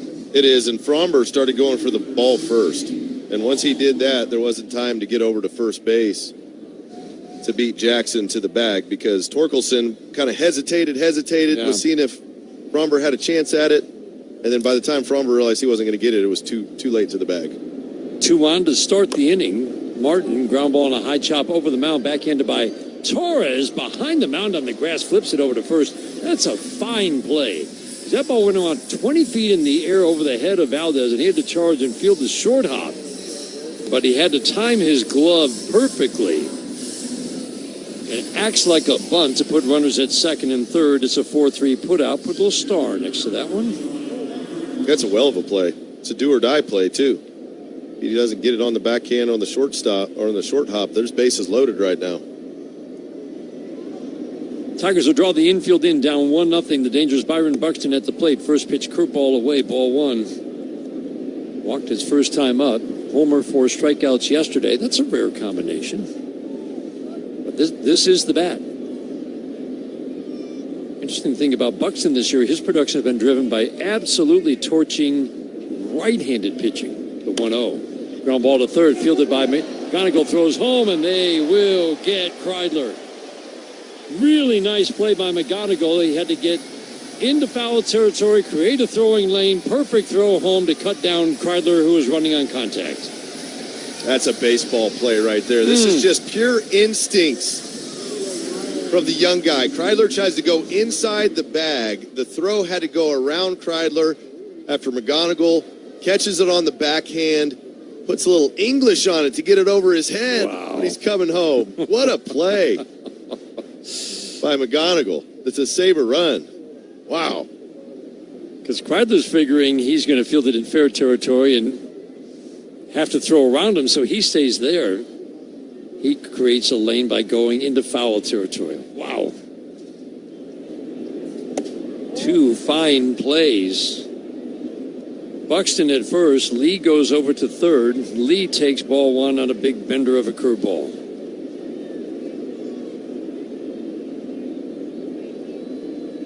Second and third, 1 out. Now first and third, 2 outs. 1-0 Twins. Brooks Lee with a home run in the game last night. Takes a changeup low and away. This has been a problem for Framber Valdez. His first pitch strike throwing was outstanding.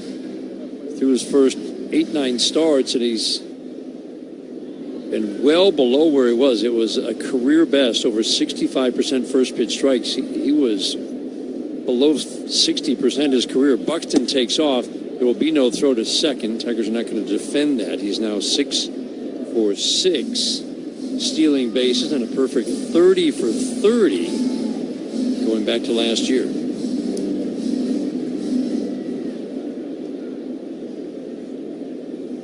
So once again, 2 in scoring position. Brooks Lee has a 3-0 count.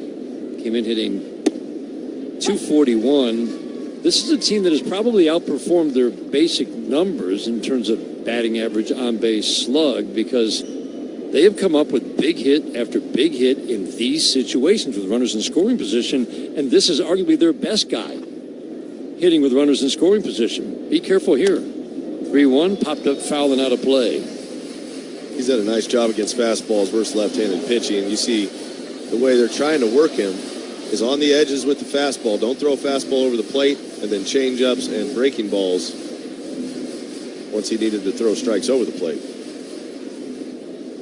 That's why Brooks Lee, with kind of ordinary numbers, has driven in 38. 10 home runs and hitting .240. He's hit .380 with runners in scoring position. That's 55 at-bats, the 3-2. Almost hit him in the back right foot. He'll take the walk to load the bases. Pitch count still a reasonable 45 because there are only 5 pitches to the first 4 batters of this inning, or 6 pitches. Framber Valdez not happy. He's going to take a walk to the grass behind the mound, and that will mean a visit from the calming presence of Chris Fetter. Here, our buddy Max Scherzer, 3,500 strikeouts today. Wow, he's back. He's back, and he's pitching, and he's got 3,500. 11th I didn't realize he'd come off the IL. Yeah, 11th guy all time to do it. 3,500. Well, congratulations to Max. We were fortunate to see him when he was just unbelievable. I mean, he was unbelievable for a lot of years, even after he... One of the most interesting people you will ever meet. So he went into his game tonight. So he's just off the injured list. Mm-hmm. So we're into the game tonight, 34-99. Maybe he's just coming back to get the one strike. 1,081 strikeouts in his 1,013 innings with the Tigers. Orlando Arcia at the plate. He swings, pops it up. Torkelson racing over by the Twins dugout. Will lean over the railing, make the catch, and hang on. Almost flipped over the railing. Great play. He had to sprint and then reach in the Twins dugout to make the catch. That's 3 defensive plays this inning to keep a run from scratching for the Minnesota Twins. It was Torres, then it was McGonigal, and then Torkelson going over the rail. We go to the bottom. 17 in a row for Drew Rasmussen. What a gem. Through 7 innings tonight on a one-hit shutout. All Rays tonight in South Florida, mostly because of that man. The ricochets off his glove. There's no way. Oh my goodness. That was insane. Wow. And he will watch it go. 3 homers in 3 games. This guy's ridiculous. And another strikeout for Roki Sasaki. 10 for the first time in his career. Best game of his career. No runs over 7 innings tonight. Freeman lets one fly in the air to deep right center field. We're at the wall, and we're going home. It only takes one, and Freddie Freeman provides it. Puedes ser el dueño de grandes momentos del béisbol. MLB Auction te permite participar en la subasta de bates, bolas y jerseys autografiados, con artículos de tus equipos de grandes ligas favoritos, leyendas y jugadores. Visita auctions.mlb.com.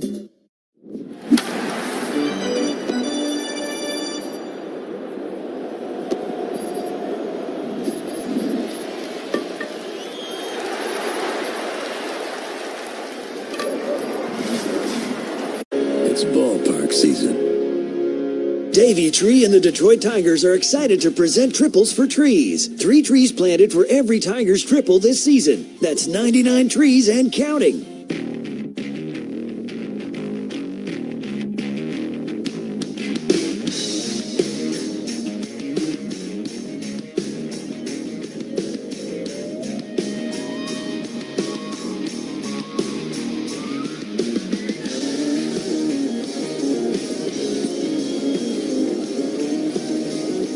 Zach McKinstry reached 4 times in the game last night. Takes a fastball low and inside. When a player on either team makes a nice play, put a little exclamation mark next to that play in my scorebook. Everybody has a little different system. Sometimes a star. Do you do a star? I thought you did a star. You do an exclamation? No, I say put a star next to it. High fly ball to right field. Zach McKinstry, fly ball to right. Martin will make the catch. It doesn't sound the same to say put an exclamation point next to it because... So all these years you've been saying put a star by it, and you don't even put a star by it. I do not. Yeah, it's way better off the tongue to put a star by it. Yeah.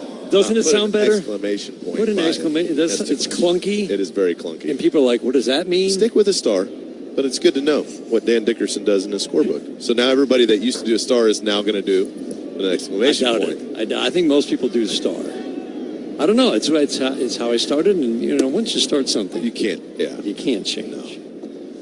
No. B for Bliner.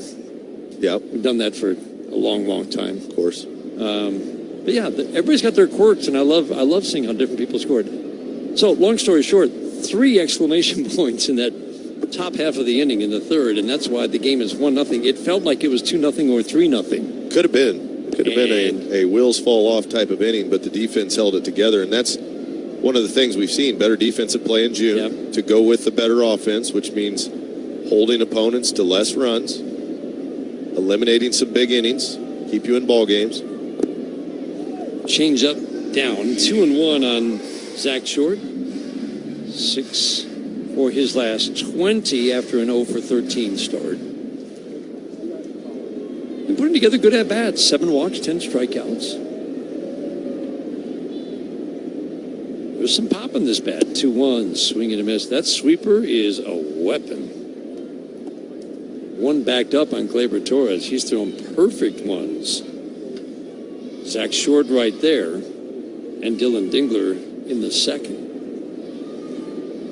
Mike Paredes pitch count at 39. We're going to keep an eye on him because reliably he comes out between 60 and 70 pitches. Sweeper backs up 3-2 on Zach Short. He's going to make you throw him a strike. Watch several replays of that Torkelson grab. That is not an easy play. It's not like he was over the railing and waiting for the ball to come down. He had to time it perfectly as he was running to the railing. Almost lost his footing and went headlong. I missed that. It was close. Paredes, right-hander, works over on the first base side of the rubber, sets, works from the stretch at all times, holds the glove at the belt. The 3-2. Called third. Another perfect sweeper. I mean, he's dotting that sweeper right now. He's missed it with a couple in, but everyone he's thrown away has been just about perfect. Right on the outside corner, down and away. Starts it over the middle of the plate out to outer third, and it just kind of stayed on Zach Short that time. I think he saw it. He was expecting it to break a little bit further, but it was tight, and it was late. Kevin McGonigal steps to the plate. This begins the second trip through the order for Mike Paredes. McGonigal swings, taps it foul right at home plate. First trip through for Paredes. One base runner, a Torkelson walk, 4 strikeouts. 2 uncalled third strikes, 2 swinging. Strike 1. Changeup misses low and in. Gleyber Torres waiting on deck.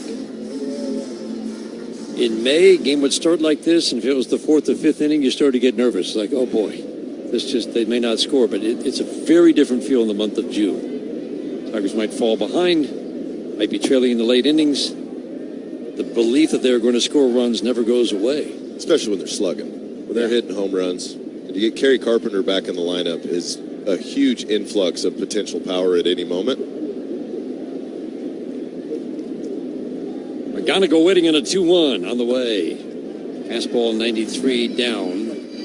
McGonigal hitting 286 coming in, 4 home runs, 24 RBIs, superb defense. He has still walked more than he has struck out.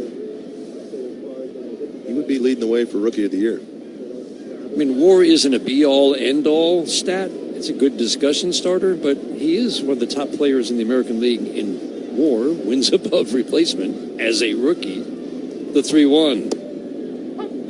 Change of it. There's some really nice swing back.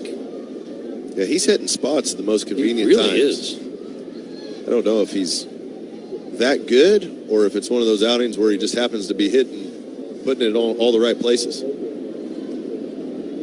Waiting now in a 3-2. Ground ball foul.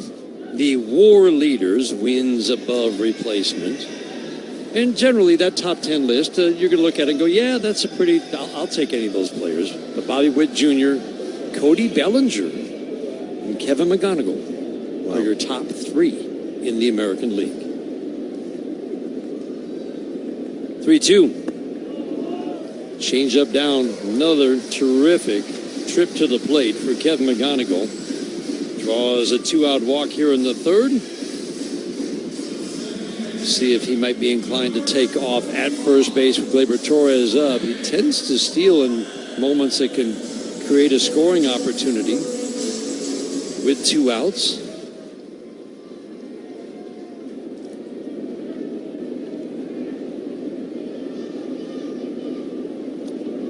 A fastball over to first. I guess Paredes keeps an eye on runners at first base.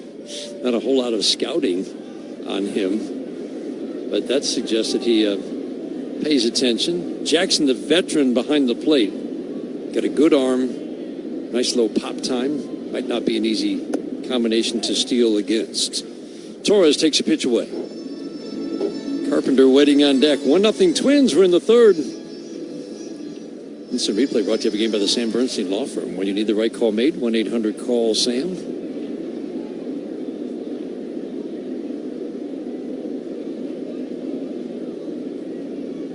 Torres took a called third his first time up. The 1-0. Check swing. Did he check it in time?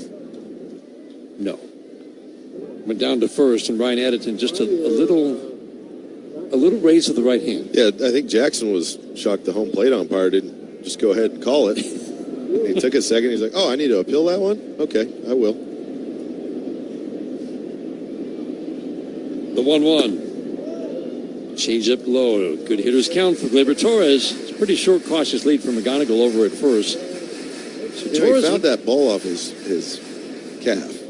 And I saw him stretching it out earlier. I don't know if he's wanting to just go ahead and run real fast. 2-1. Swinging a foul. Yeah, that's a good point. It might still be barking a little bit. Yeah, and that stuff happens throughout the year. You got to kind of manage it as you play.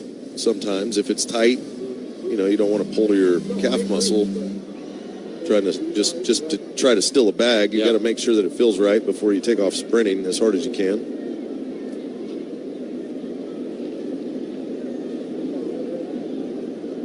Two balls, two strikes on Gleyber Torres. 1-0 Twins.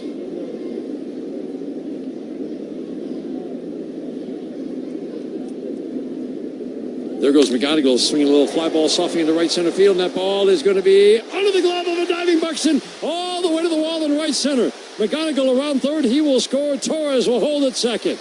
A little flare. Buxton made the diving attempt under his glove. 1-1 tie. That's how you get some action going. Gleyber Torres has been struggling a little bit lately, but he's such a good baseball player. He finds a way to stay in at bats, swings through it, gets a fastball out over the plate, pops it out to right, and Buxton missed it by, 6 inches to a foot? What an effort. I mean, he laid out. Well, he knew that's either a run or it's not. McGonigal was going before the pitch, so he scores easy from first base. McGonigal walks, starts a 2-out rally. Now Kerry Carpenter at the plate. Starting to do damage again. Cutter strike on the inside edge. Just batted cooled a little bit before the injured IL stint, which wasn't very long.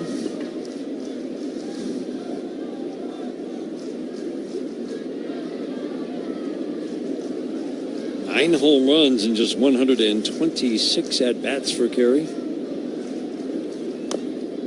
Strike one pitch sweeper has been a weapon against righties, lefties. He swings and taps it foul right by home plate. Gleyber Torres went into that game Saturday against Bryce Miller with 29 walks and 26 strikeouts. Struck out 4 times in that game. It's been 9 strikeouts, 1 walk since. Yeah, he was in a little funk. Hopefully that hit right there will that get can it back lift you on out track. of it. Yeah. Get to a fast has been getting clobbered. The 0-2 bounces a curveball. So it usually goes like this. A guy might have a really lively arm, and he's trying to throw a multitude of pitches, but it's not coming out right. It's missing over the middle, or it's nowhere close, like that curveball right there.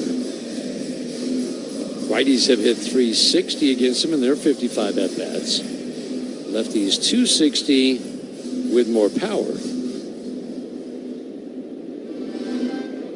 The cutter, the sinker, the changeup, and the curveball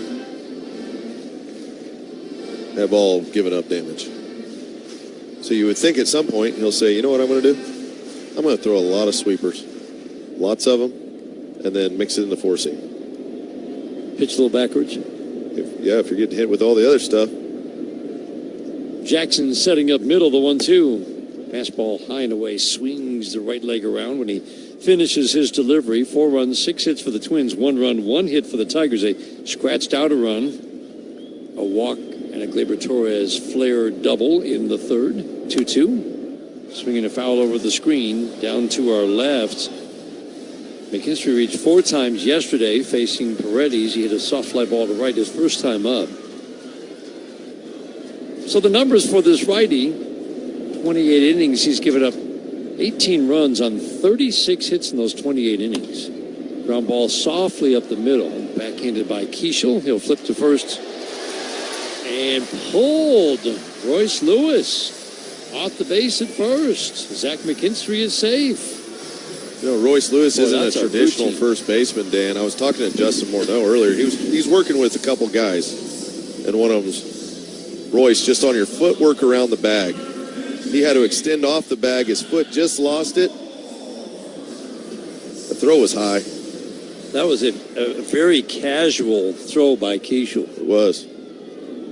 That's a play that has to be made. That's a hit? Oh, come on now. Shoot, yeah, for McKinstry. Get as many of them as you can. Hey, we talked about ball and play on the ground. As much as everybody hates it, it still has a place if you're not doing anything. If you're not doing much anywhere else, hit it on the ground, make a play. He had a range 4 steps to his right. Is that a? It was 4 steps, Dan. 4 steps. It was 1, 2, 3 field. Look, I'm going to lob the ball to first. Kind of threw it across his body. And it just floated out of his hand. He pushed it. The right thing to do is set your feet and make good, strong throws. You think? I think that's the right thing. They would have had a speedy runner by a full step and a half. My goodness. I can't write it down. I'm all for giving McKinstry a hit. Fill up the basket. They're hard to come by. I think it was a very difficult play. 3.5 steps to your right. 2.5, that's one thing. But once you get to 3.5. The ball was hit like 70-something off the bat, man. It's a hot shot. Fastball swing and a miss by Zach Short, and he wipes him out with 97. How hard was the ground? How hard? Can we figure out how hard that grounder was hit? How hard was that ground ball? Yeah, we can tell you exactly. You said 70-something, 76.7 to be precise. Hot shot. No, that's just a classic. You didn't set your feet. You threw it over there. They're going to change it. I love Zach. I want Zach to get as many hits as he can, but I also want the game scored correctly. You're for game integrity over McKinstry getting a knock? I am. See, I'm not. I'm not. Okay. You're upfront and honest. Your hitters tend to feel the same way. It seems like when I ask hitters, Dan Petrie doesn't share your same views sometimes. No, he doesn't. No, he definitely doesn't. Whenever you've stepped in a major league box and you can feel for how hard some of the times can be. I believe it. It's like, I'll take, please, just anything. The 0-2. Fastball misses low, but you can't hand out a ribbon for every ball. I know. Play. There's no participation trophies in the big leagues. You're right. You are right on that. You want to earn them. You got to earn them. Tigers trying to start something with 1 out, the 1-2, and change up away. 2 balls, 2 strikes. McGonigal popped out his first at-bat. His walk with 2 outs in the third started a little mini uprising. Tigers scratched out a run. 1 out, 1 on. Hittable pitcher on the mound. 2-2. Swing and a tap foul. Does he stay alive? Yes, he does. Very nice. He goes over to pick up the ball. I thought he was going to pick up the ball and then walk back to the dugout. Yeah, he just caught a piece just on the calf. Barely nicked it on the changeup.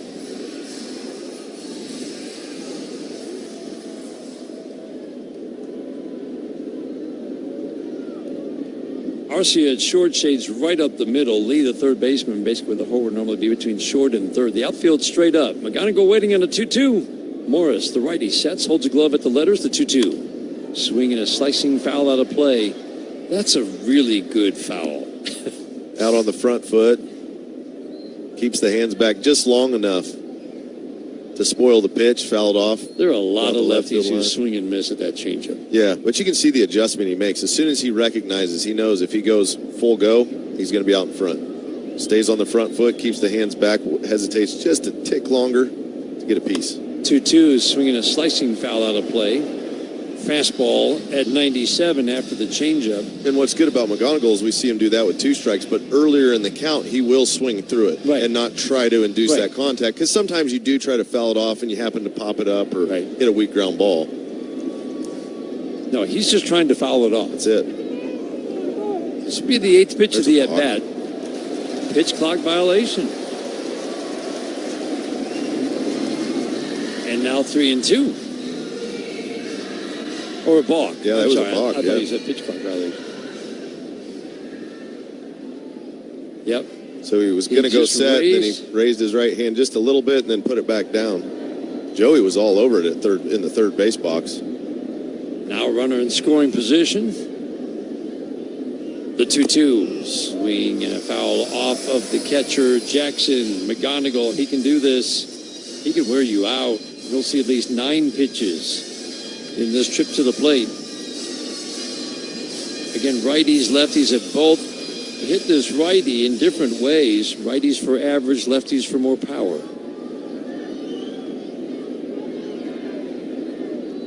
Ninth pitch of the at-bat. Sweeper away. The other thing is, I mean, he just fouled off 4 2-strike pitches. He never gets into swing mode. Yeah. He can still take pitch number 9 for a ball.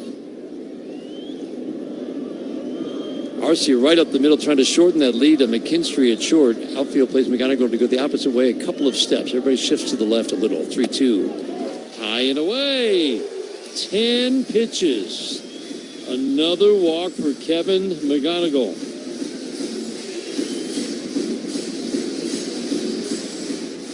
Pete Mackey, pitching coach for the Twins, will head out to the mound. Torres striding to the plate. Kerry Carpenter on deck. Twins don't really have lefties in their bullpen that are, I wouldn't think, going to take Kerry Carpenter out of this game. Taylor Rogers is out.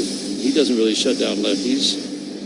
Mondo does a pretty good job against lefties, but not as dominant as he has been in past years with the Dodgers.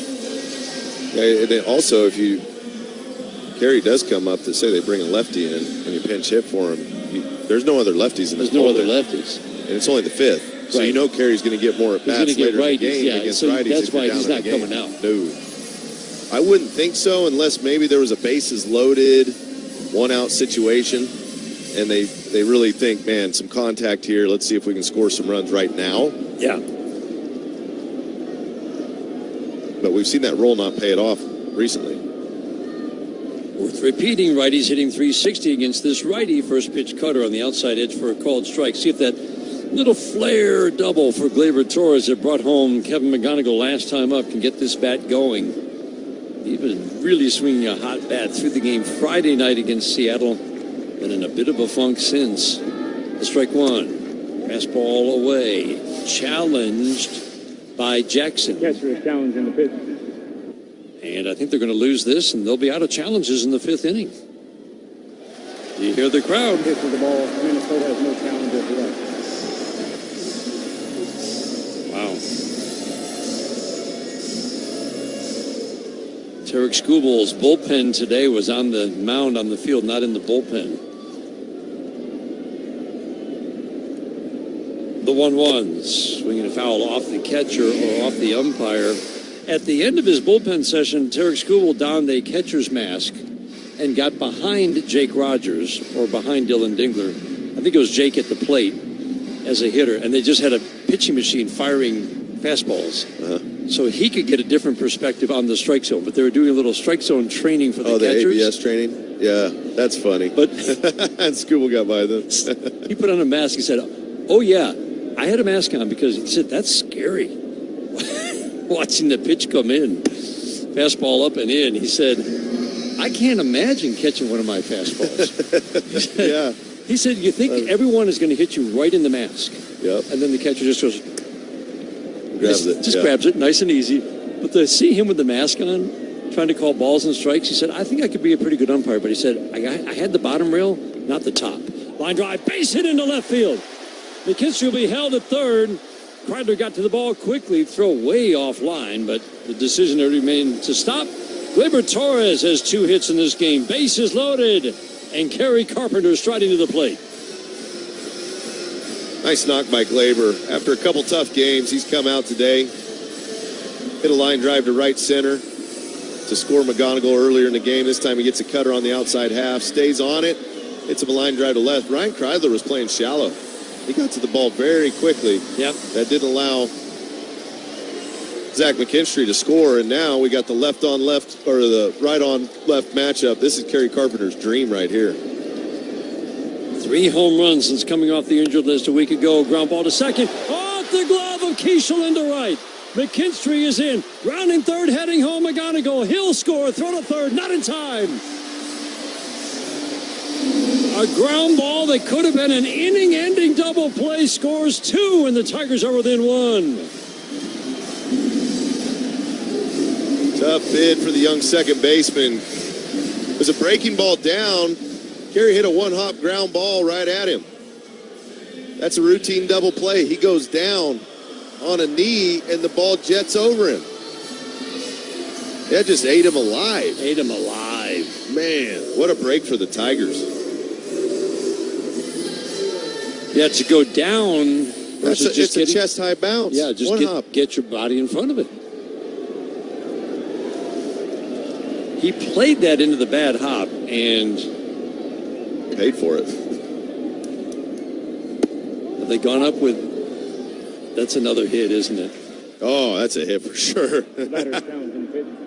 The old one-hop ground ball at you. This time he didn't have to move his feet. Pitch is a strike. Detroit has 1 count. Dylan Dingler challenged a strike call. It was a strike. Strike one. But this is the difference a month could make. May, that ball would have been caught. Oh, inning double play. Yep. It was hit pretty hard. Oh, it was hit hard. But when it's hit right at somebody on one hop, as you said, chest high bounce, and he goes down to a knee to field it. To play it into a bad hop and off his glove. Because he went down to a knee, he had to try to catch it over his head. If he would have just stood there, it would have hit him in the chest. Would ordinary effort result in an out?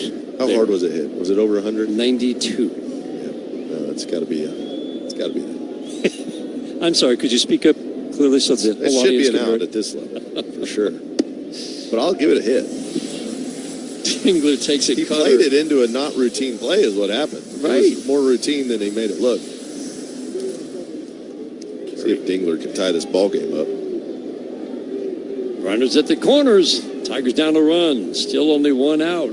Could have been inning over. 2-1. Ground ball foul. Oh, four-seam fastball tied him up inside. He has a special ability, doesn't he, Andy, to pull the hands in? Yeah, he can make that swing very short on the ball in, was what you need to do because it gets on you a little quicker. But that allows him to not have to make an as early swing decision and still be able to get to the pitch.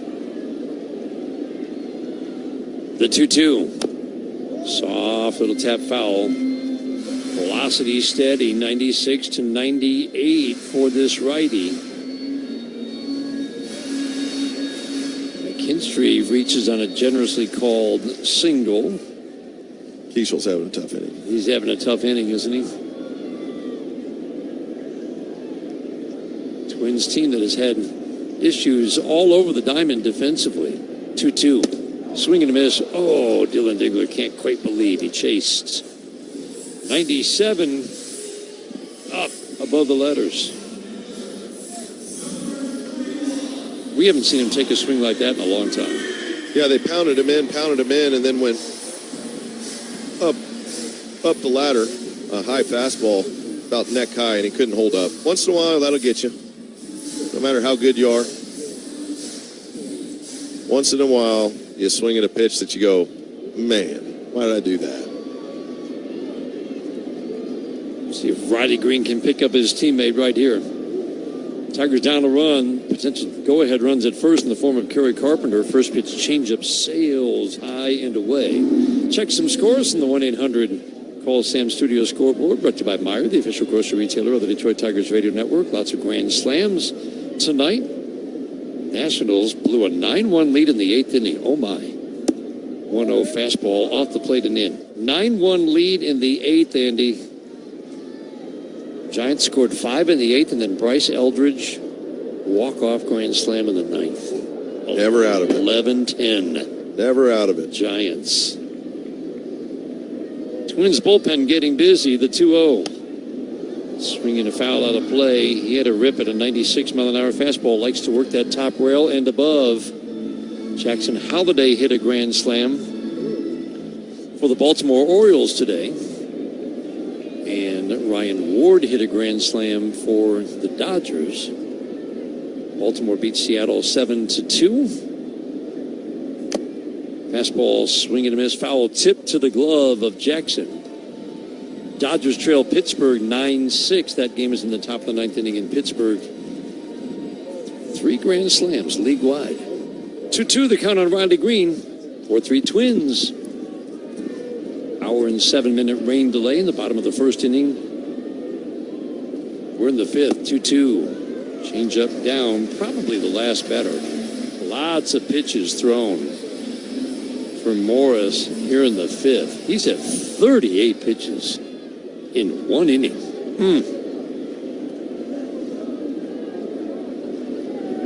Hot, humid night in downtown Detroit. 88 at game time.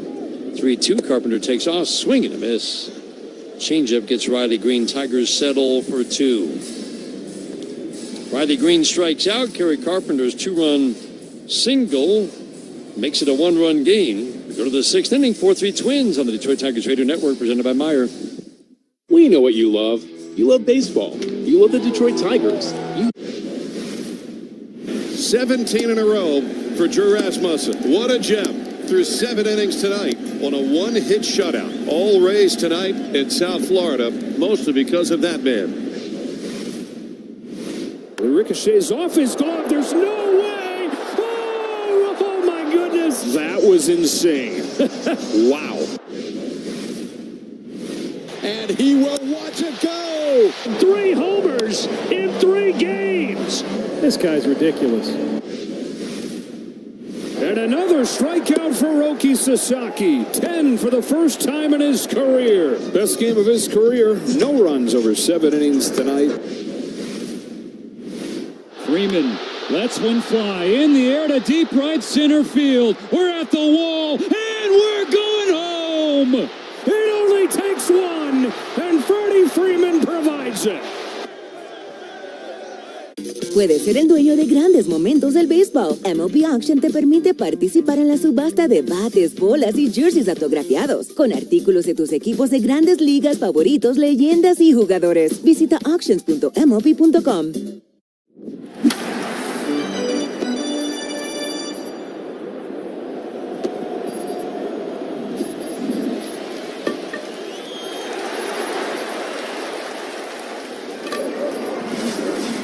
Drinks, essentials, and fuel, all in one stop. And always open when you need us.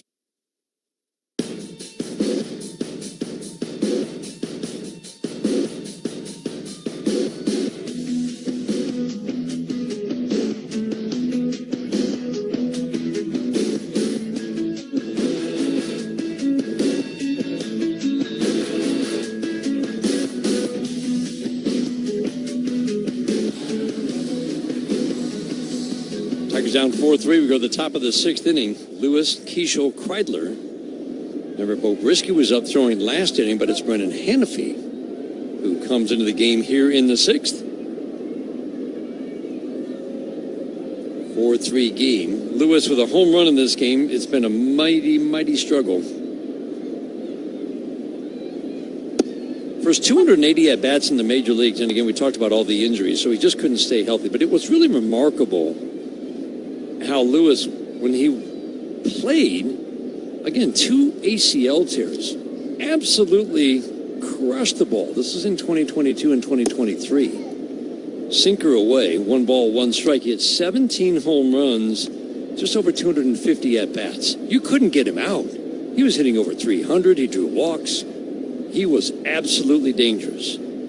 Production fell off in 2024, and now since the beginning of 2025, a 640 OPS, still some power as we saw, but this year a mighty struggle, and the Twins have to be worried. He's only 27, but they have to be worried that what do they have in Royce Lewis? They need this guy to be a force. The 1-2, swinging a foul out of play. Nothing left to prove at AAA, as you pointed out yesterday. 8 home runs in 10 games. You think that he's got that level figured out? When they sit him down for a minute to say, "Hey, take it quick." I think it was more of a mental. Yeah. Ground ball, diving stop to the glove side from McGonigal. Pops up, throws, got him. Fine play. A lunge to his left, picked the ball that was heading into left.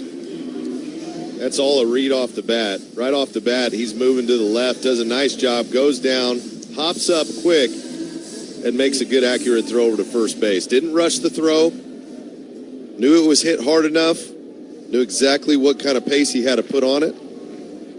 That's when you put a star by, or an exclamation point. Exclamation point in my book. Star for most. What a play. That's a second really nice play he's made at third base today. He cut a runner down going to home. You love that play because that is not, I mean, he made it look easy. Keishel at the plate, an 0-1 foul out of play, no balls and 2 Those strikes. are plays you don't teach, you don't practice. Because he has to immediately understand that Kreidler's going to create his running lane in fair territory, and he's got to get around him immediately. Yep, get around to foul territory and make a throw to where it doesn't hit the runner that's going home. That's just instincts. Understanding the play, the brain's working quickly through to problem solve, came up with the right solution in a moment's notice. Yeah. And saved a run.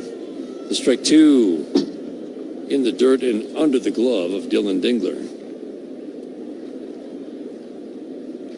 So Brendan Hannafy on the mound for the Tigers. Tigers have a lot of decisions to make in the next, let's call it the next week, with 3 starting pitchers coming back.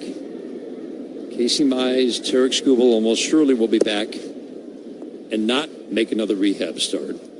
Slider, check swing, didn't go. 2-2, the count on Keishel.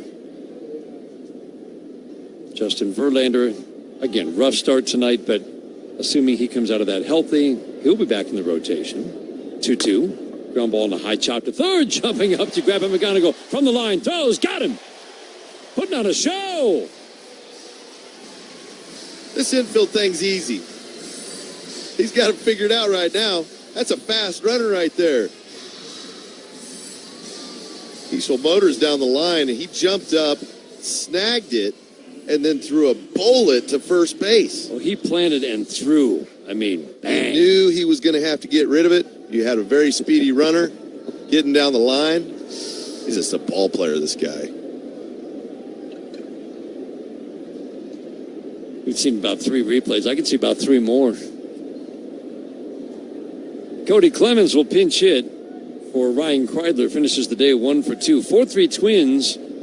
We're in the 6th inning. 6th inning is brought to you by the Jack Demmer Automotive Group. Go and experience the Denver difference. Carbliss brings you strikeout totals every game. First pitch sinker, high and outside to the lefty at 96, ball 1.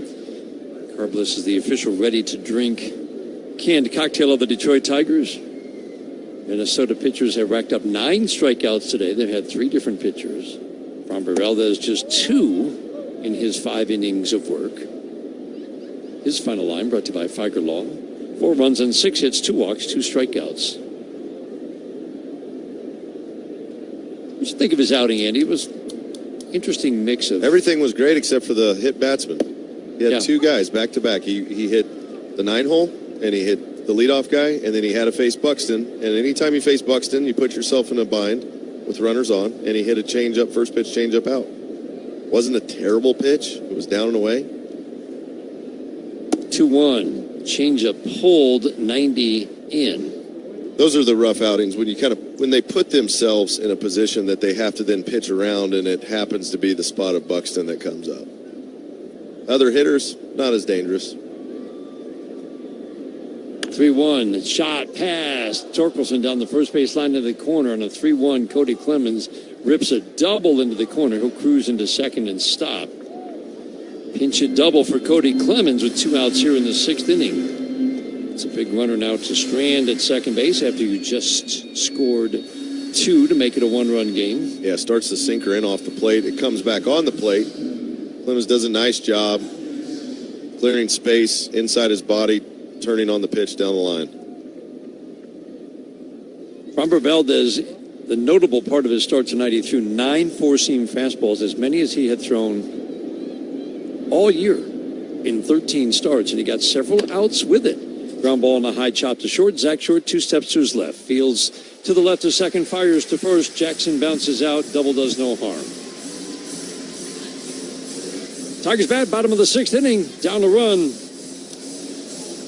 4-3 Twins. This is the home of Detroit Tigers baseball, presented by Meyer. Play ball! Ohtani drives the ball to left center field and deep and gone. Wow! But the Dodgers drop 9 in the 1st inning.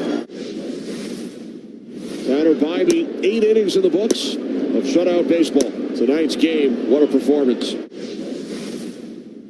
it's the PCA show here at Wrigley. 4 hits, 2 game-tying home runs. The Cubs done their last out, and PCA delivers.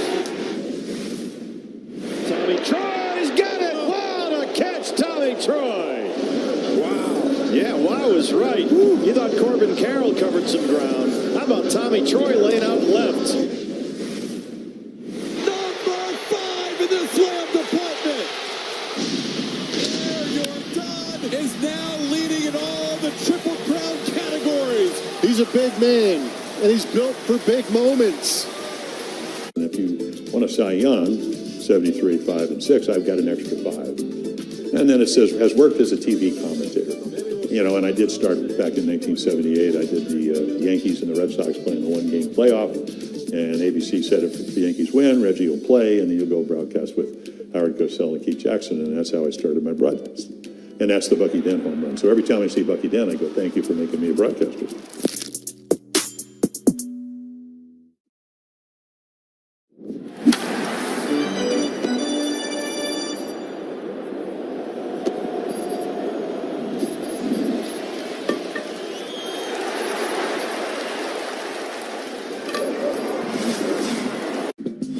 Every Tigers home run this year is a Little Caesars Pizza home run. Order online for delivery or Pizza Portal pickup. Travis Adams, another hittable pitcher on the mound for the Minnesota Twins. This is his 10th appearance. Hasn't gone well for him so far, Andy, in his first 12 innings of work. No, not really at all. And the Twins are trying to find guys to fill in gaps today in a bullpen day. With a 1-run lead, they're relying on a guy that's got touched up a little bit. 4-seam fastball, change up to lefties. He throws cutters more often to righties. They must like something. There's nothing that jumps out at you in the numbers. Torkelson swings and fouls it out of play. Looking at his fastball velocity, it's average. He's got a cutter, a slider, a changeup, occasional sinker. But he keeps getting chances, and he has had 0 success at the major league level. Strike 1. Changeup misses down. 4-3 Twins in the bottom of the 6th inning. 12 innings, 11 runs on 14 hits this year with 3 home runs. In 2 years, he's given up 40 runs in 46 innings on 53 hits with 9 home runs. Torque swings, pops it up right down below us. Count is 1-2. Walk rate is high. He has struck out 13 in 12 innings. Twins have been searching after trading their entire bullpen away. They had 5 guys at the back end of the bullpen that you didn't want to see. Yeah, it was a tough bullpen. Led by Duran and Jax and Louis Varland, an underrated, kind of an under-the-radar hard thrower. He traded 5 away, and the bullpen has been one of the worst in the American League this year. Jackson calls time. He's heading out to the mound. Adams didn't realize it. He was about to get set to deliver a pitch, and then, hello. Torkelson, Keith, and McKinstry here in the 6th inning. Another warm, humid night in downtown Detroit. The ball has not been flying. Of course, we haven't seen the ball in the air like we did last night either. Not nearly as much. Want to have your sinker ballers on the mound for games in this weather. This guy got a ton of ground balls last year, not this year. The 1-2. Swinging a high, slicing drive down the right field line in the corner. Martin will run out of room. And a fan with a glove acts like he's been here before. He just makes the catch and goes sit down. He doesn't even make a show of it. That's pretty impressive. Reaches up, says, I got it. Snags it, walks right back to the seat with the head down. Doesn't even raise, you got to take the ball and you show everybody that you got it. He waited till after he was seated for a while. Then he took the ball out and put it up in the air. Very, very casual. Just another day at the office. I do this all the time. Bring a glove to right field, foul territory. Torque waiting on another 1-2. Slider off the plate away. 5th pitch of the at-bat is ball 2. A walk and a strikeout for Torque. came in hitting .214. Started to show some signs of just picking up some singles and doubles in addition to the home runs. That's been a little quiet so far on the homestand. Did hit a home run over the weekend.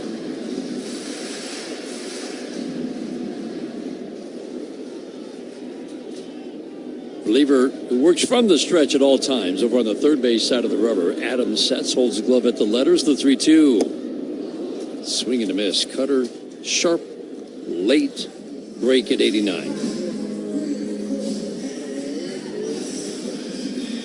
One out, that brings up Cole Keith.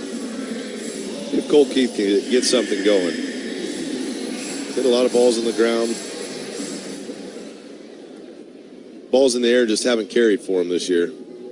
He hit some early that were home runs in pretty much every park except for the one he hit him in, and that got him on a path, hit doubles down the line. Line drive foul on a changeup well out ahead of it. You just feel like he's still trying to get into his legs. Yeah, you got to get in your legs, get a little bit of tilt and a little bit of lag is where your power comes from. The legs lead the charge to get into the ground, and sometimes you get the upper body into it. Line drive to right, deep but playable for Martin. Onto the track, makes the catch. Like, that's a solid piece of hitting, but it just kind of goes out and then it dies. That's the thing I think you notice the most. Doesn't have that backspin, keep going quality to it right now.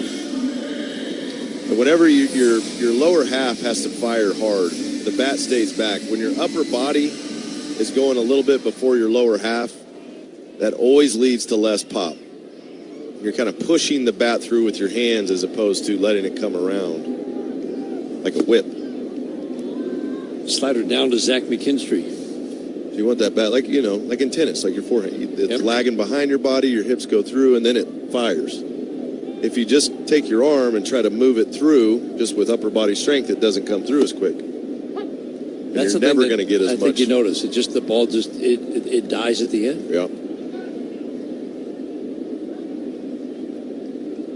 And you look at the optimal spin off the bat, and he is not in that range of the best backspinning spin rate. Swinging a foul out of play. And when you get your legs to it, it helps your path. When your path's right, you get more backspin.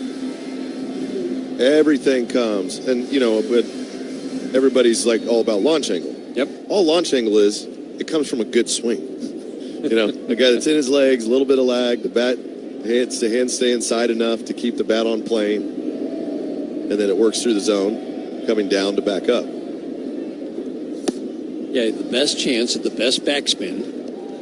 McKinstry takes it up and away, and they work on this, right? And that's why I always think of J.D. Martinez. I'm a plane matcher. I'm not trying to launch angle. I'm trying to match planes. The pitch is coming in on a certain plane, and I'm trying to match it to give myself the best shot. Shot foul over Anthony Sanders.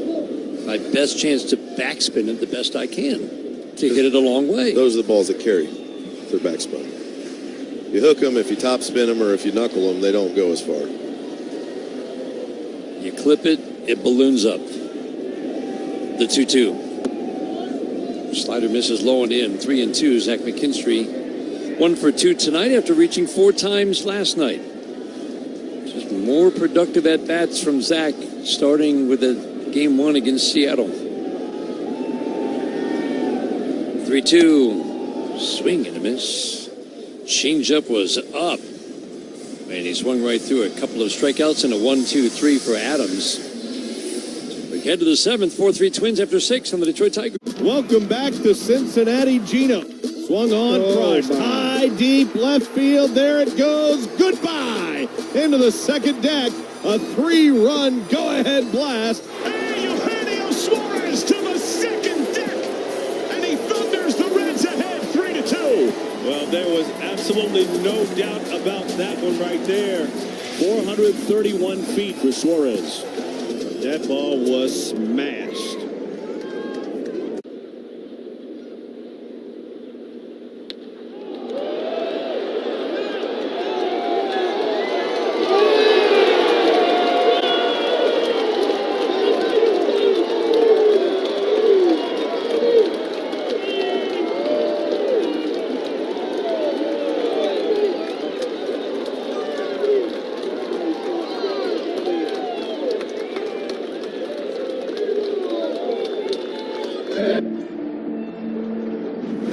They say it's a game of numbers, pero el flow es completamente otra ciencia.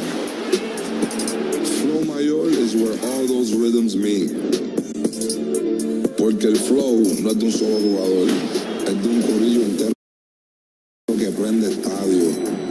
De San Diego a Santo Domingo y cada parada en el camino. Cuando estamos activos, la liga sube de nivel. Esto es Flow Mayor.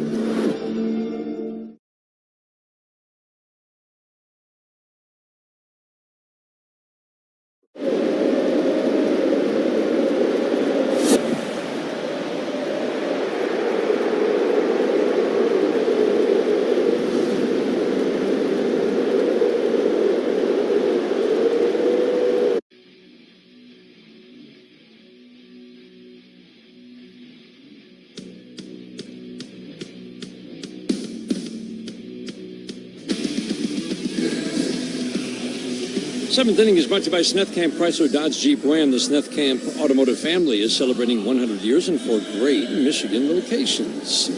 Pitching change brings Ty Madden into the game, brought to you by your Southeast Michigan Ford dealers. Austin Martin will face Ty Madden. Ty Madden now working out of the bullpen. Cutter, sharp late break, check swing, fouled out of play, strike one. I'm curious to see how the velocity might creep up a little bit for Ty Madden. He got swing and miss at 93. But we know there's more in there. A sinker, good movement. Called strike two. He's got a lot of pitches. A couple different types of fastballs, a split, a curve, a slider. Big arsenal. 0-2 splitter bounces. Top of the order. Martin, Buxton, Lee. Guy we circled coming in, Byron Buxton. He's hit 2 home runs in 2 days. The big 3-run homer. That was the one that changed this game. Oof. Hit batter, homer. That's how the 5th inning started for Framber Valdez. 1-2. Slider down. That's a good take from Austin Martin. Sharp late break on an 86-mile-an-hour slider.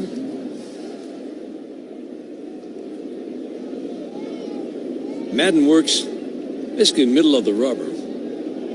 Starter now working out of the bullpen. Full windup. Quick step back of the left foot. Swings the left leg. Drives to home plate. Sinker bounces. Ahead 0-2. Now it is 3-2. Ty Madden came up. Had a couple of games where there was an opener in front of him. Then he got a start in Tampa. He has worked one side of the bullpen since. The 3-2, swinging a foul out of play. And there's 95 on the fastball. And that's kind of what you expect out of the bullpen. A couple miles an hour more than generally speaking, yep. Because they know they're out there to just come in, usually 1 inning. Sometimes 2, but they don't have to save anything in the tank. Martin has really struggled against righties this year. Cutter away. Hate to walk. Guy who's hit 220 with no power against righties, and he got ahead, no balls, 2 strikes. Free passes are the difference in this ball game right now. And the Tigers know that. They preach it. Those walks lead to runs. 2 hit batters led to 2 extra runs for the Twins. Yeah, we're going to put that in the walk category.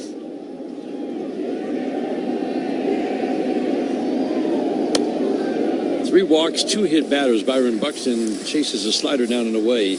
You know, there's a certain amount of walks that you get away with, but they compound. And if you keep doing it, eventually you get burned.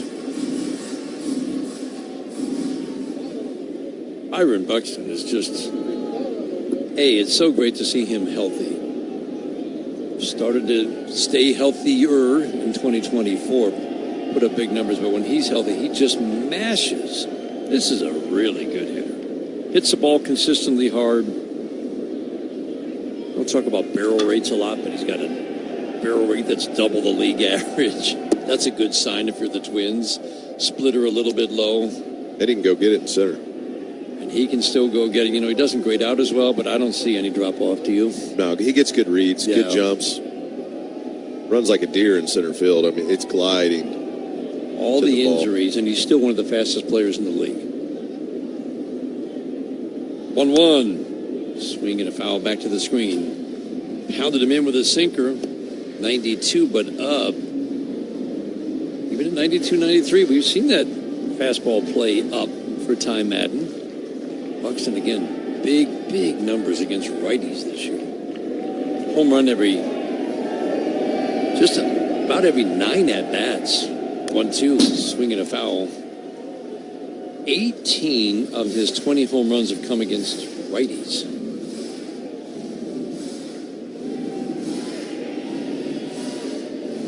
He likes to pull the ball.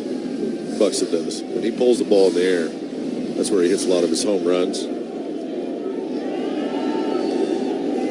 So against the lefties, when they throw him change-ups, and it's a little harder to pull them. 1-2. Splitter in the dirt. 2 balls, 2 strikes. 5th pitch of the at-bat is ball 2. Right away, a big early at-bat for Ty Madden. 4 runs, 7 hits for the Twins. 3 runs, 4-ish hits for the Tigers. Or you put an asterisk by a couple of them? 2, to be precise. And you agree with me. 2-2. Line drive, base hit into left, hanging slider. Fortunate that it's only a single. Martin will turn and hold at second base. 2 on to start the 7th inning in a 4-3 game. Let's pause for station identification on the Detroit Tigers Radio Network.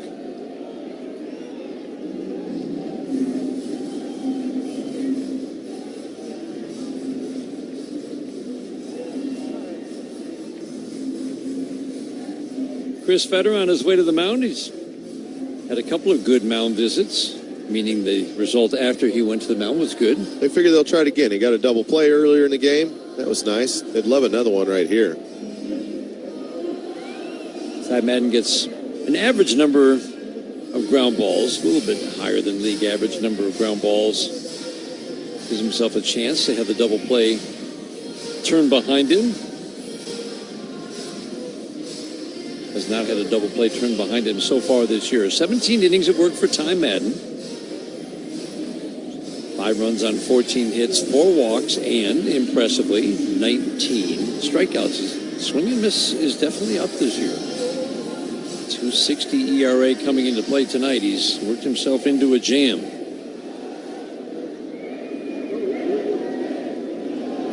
Brooks Lee at the plate. He is much better as a lefty. Hits out of a crouch from the left side. Extends the hands away from the left shoulders. He cocks the bat over it. Slider down and in. Swing and a miss. Swung right over it. Good, tight slider from Ty Madden. Twins' best RBI man at the plate. Team that has made a living. Has been driving their offense. Hitting with runners in scoring position. Way better as a team. Hitting with runners in scoring position than with bases empty or just a runner at first. Breaking ball strike quickly 0-2.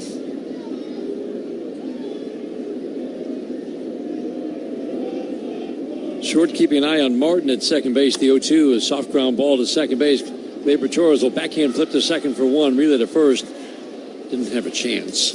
Really to double up Lee. Just a little backhand flip, a simple 4-6 put out at second. Martin ends up on third. Runners at the corners. Didn't hit it hard enough. Buxton does a nice job not running into a tag. Gleyber came in and had to serve the ball over to short at shortstop. The second base bag. Buxton stopped. So then you got to get the lead runner where you can get it. Means there's not enough time to get him at first. Arcia has hit 2 balls on the ground, 1 for a double play. See if Ty Madden can get him to hit another on the ground. Putting together a solid 40 at-bats so far, but really not much of an offensive threat. He tries to bunt a cutter, and he just kind of sort of stabbed at it. Yeah, they had a safety squeeze on. He was going to bunt the ball to first base. That was not a good attempt at a bunt. Yeah, I think the pitch shape fooled him because he flung the bat out. That's not ideal bunting for him.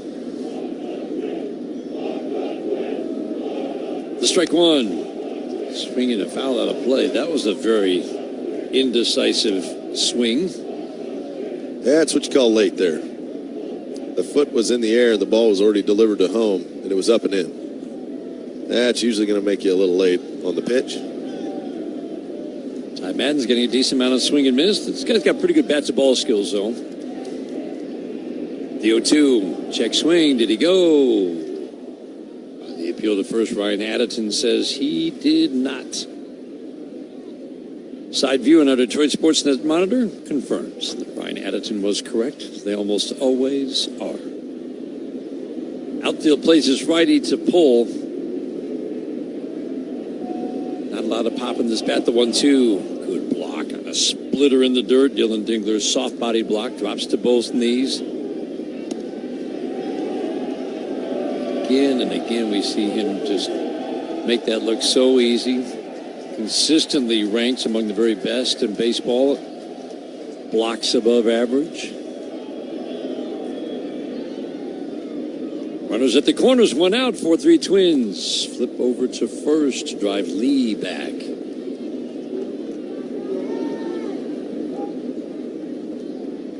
Not a lot of speed at first base. Martin runs well at third. Coming down the line, Madden sets, 2-2. Swing and a miss, got him. Carter had him lunging and falling across home plate. Arcia strikes out. What a good pitch from Ty Madden. Perfect timing. Started off the plate, right on the edge, works it off, good swing and miss pitch, and AJ's going to go get him. I think they want the lefty. Runners at the corners. 2 outs in the 7th. Tigers trying to keep this a one-run game while they go to their bullpen. We'll pause for these words on the Detroit Tigers Radio Network, presented by Meyer. People can't have access to quality medical care without affordable health insurance. At Blue Cross. This is going to be one of those games that you're going to have to fight the elements. Wow! And I don't think that'll be the last bat toss we see tonight. I would imagine not. As he slid behind Neto, took out his legs, but Neto held onto the ball. Check out what our cameras caught. That's right. Smacking himself in the face when he really likes to pump himself up and make himself angry. Oh, he used the hat. That's pretty nice. Yeah, take a bow. All right, absolutely. 2 balls, 2 strikes to JT in a 1-1 game here in the 7th. Fly ball, left center field. It's hit well. Sheets going back. It is gone! JT has given the Phils the lead. He gets a little fastball up in the zone, and he sort of tomahawked it. Really good flat swing on a high fastball and crushes it to left center. Great job by JT, getting the Phillies right back on top. Puedes ser el dueño de grandes momentos del béisbol. MLB Auction te permite participar en la subasta de bates, bolas y jerseys autografiados, con artículos de tus equipos de grandes ligas favoritos, leyendas y jugadores. Visita auctions.mlb.com.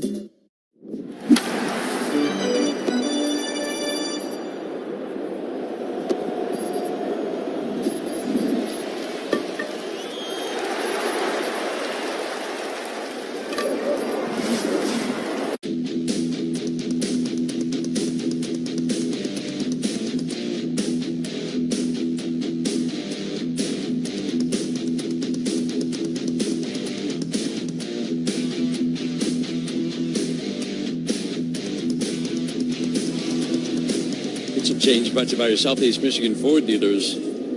Drop and drive Drew coming into the game. Drew Summers. I like what we're watching this young man. He's throwing strikes and he can get swing and miss. AJ called this stuff electric the other day. Yeah, he's got good stuff. Comes around his body, good arm angle, creates a nice angle. From over by the first base side, switching Bell around from hitting from left, make him hit right-handed. First pitch, swinging a high foul fly. Ooh, boy. He tried a back foot slider, but it was middle of the plate slider, and he's very glad that he is getting a ball so that the at-bat continues. Whew. Just strike one. That's all. He does. He drops and drives, low arm angle, and he gets swing and miss on his fastball. The strike one. Swinging a foul out of play. Sinker away at 94. That's what we see a lot. Guys are late on it, or they swing and miss at it. Well, he won the race to 2 strikes. That's what the Tigers like to call it. 0-2 count. See if he can get some swing and miss here. Get the Tigers out of this. Bell waiting. The 0-2, swinging a line drive, base it into center, four-seam fastball was middle. On an 0-2, Bell singles to center, Martin scores, and the Twins back to a 2-run lead, 5-3. That's a tough one there. You get him to 2 strikes. You got some wiggle room here. You don't have to throw it down the middle, but he did. That's where we've seen him elevated, Andy. I think he just obviously missed a spot. Yeah. I don't think he wanted to throw it down the middle 0-2. But that's why hitters hit sometimes, because pitchers will miss spots.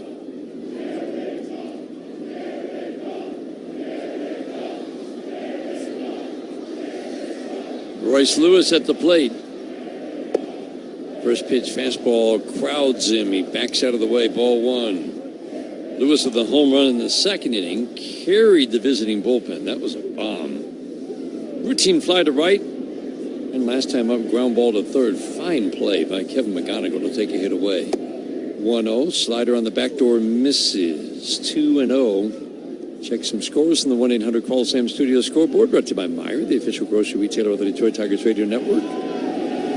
New York beat Cleveland, so they sweep that series. Final today was 8-4 in Cleveland. 2-0. Sinker down and in. 3-0 on Royce Lewis. Man, you want to go after this guy. He's struggling at the plate. I know he hit a home run earlier, but came into this game hitting 174. 3-0 away. This has been the big improvement for Drew Summers. He's been in the strike zone, and his stuff plays in the strike zone. We saw in the spring, could not get consistently into the strike zone. He looks like a different pitcher when he is. Now the 4-pitch walk loads the bases. Lead the runner at third, Bell at second. Royce Lewis draws the 4-pitch walk. Luke Keeschel, 1 for 3 today. First pitch from Summers. Fastball misses in. Ball 1. He's not missing by a lot. No. Couple inches here, couple inches there.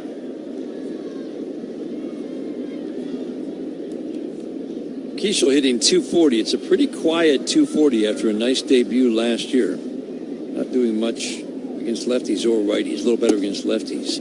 Sinker strike, 95 at the knees. 1 ball, 1 strike. 5-3 Twins. We're in the top of the 7th inning. Cleveland, with the loss, started the day a half game ahead of the Chicago White Sox. So the Chicago White Sox have a 2-1 lead over Atlanta. They might be in first at the end of play today. Fastball in, too far inside. 2-1. Wouldn't that be something? They're improved. That offense, they hit homers, pitching enough. 67 games in. The Chicago White Sox might be your first place leading, Central Division leading.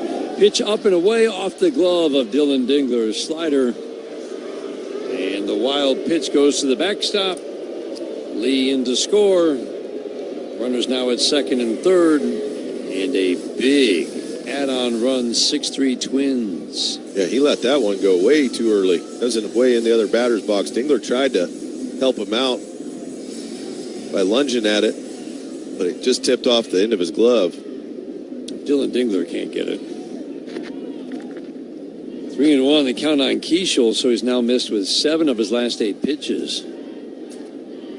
3-1, fastball strike at the knees. Twins are out of challenges.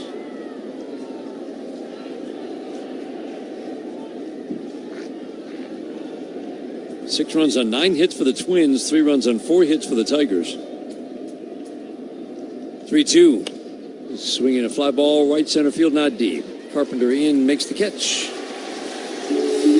Big wild pitch, adds on 1 run late. 7th inning stretch time in Detroit, brought to you by DTE. Score energy savings this season. Manager energy bill. When you visit DTEnergy.com.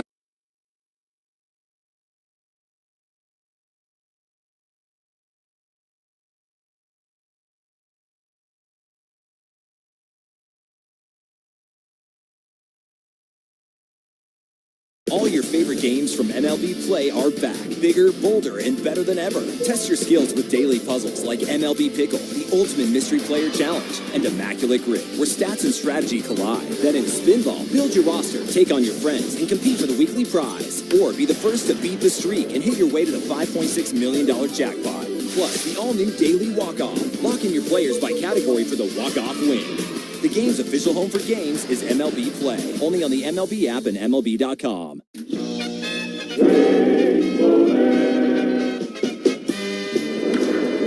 Driven to right and deep. That's over Turner Ward's head. And he makes a circus catch and disappears.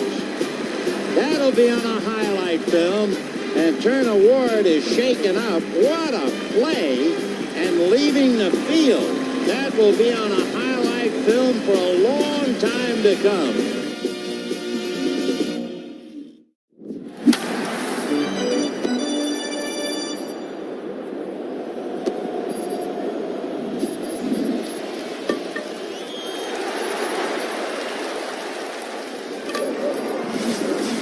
Durable grass, built for life's big and small moments. Pennington Grass Seed, available at the Home Depot. McLaren Health Plan is the only Medicaid plan offered in every county in the Lower Peninsula. To learn more, go to McLarenHealthPlan.org/Medicaid.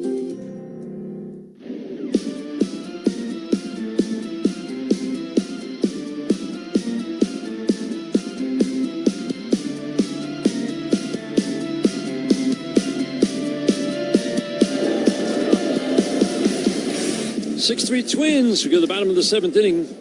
Menzel Perez will pinch hit for Zach Short. Batting lefty against the righty.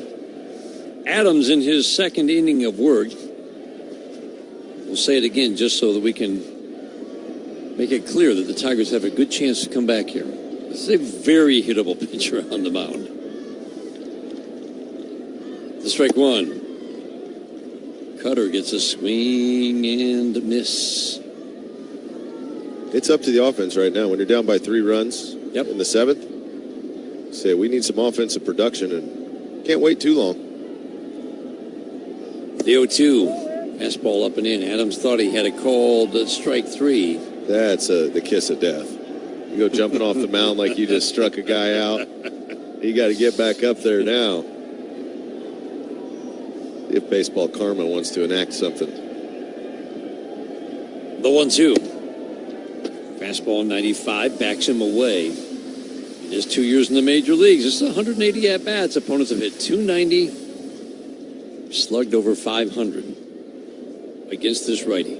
Anthony Banda, lefty, getting loose in the bullpen for the Twins. 2-2. Swing and a miss. Change up with pretty good action. Down and away. 4 up, 4 down for Adams. 3 strikeouts, all swinging.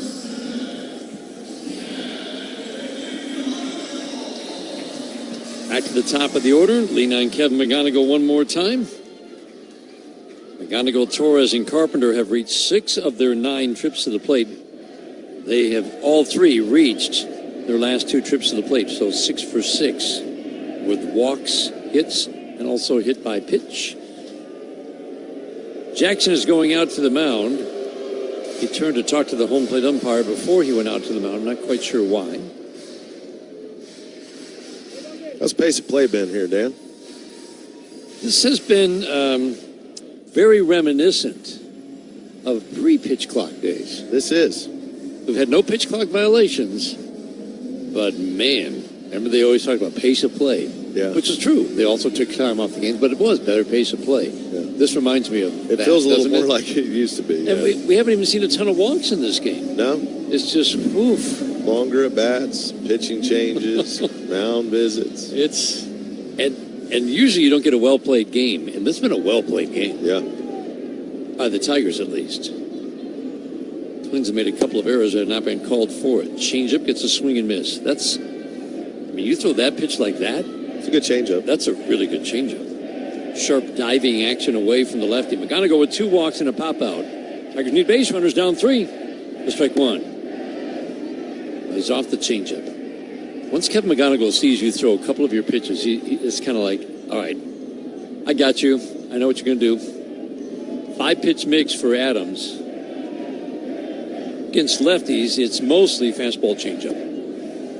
Slider goes down and in. 2-1 on Kevin McGonigal. Torres waiting on deck. He's got a couple of hits tonight. Carpenter will follow him. Arcia at short shades right up the middle with Lee, the third baseman, over by where shortstop would normally be. Outfield plays McGonigal to go the opposite way slightly. Change up high and outside. Man, Kevin McGonigal can put up that force field. Pitchers just don't like throwing him strikes.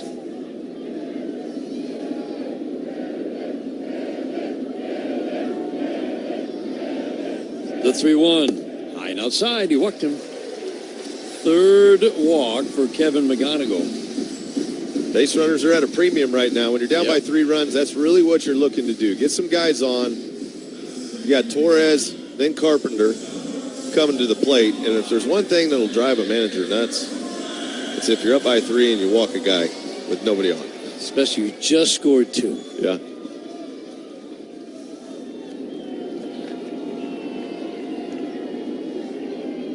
Torres with a couple of hits tonight. First pitch, chased a fastball up and in. We don't see him swing at that pitch very often. He's a little bit out of sorts. He's been battling. He's got a couple hits today, but you can tell they're hits with him in battle mode.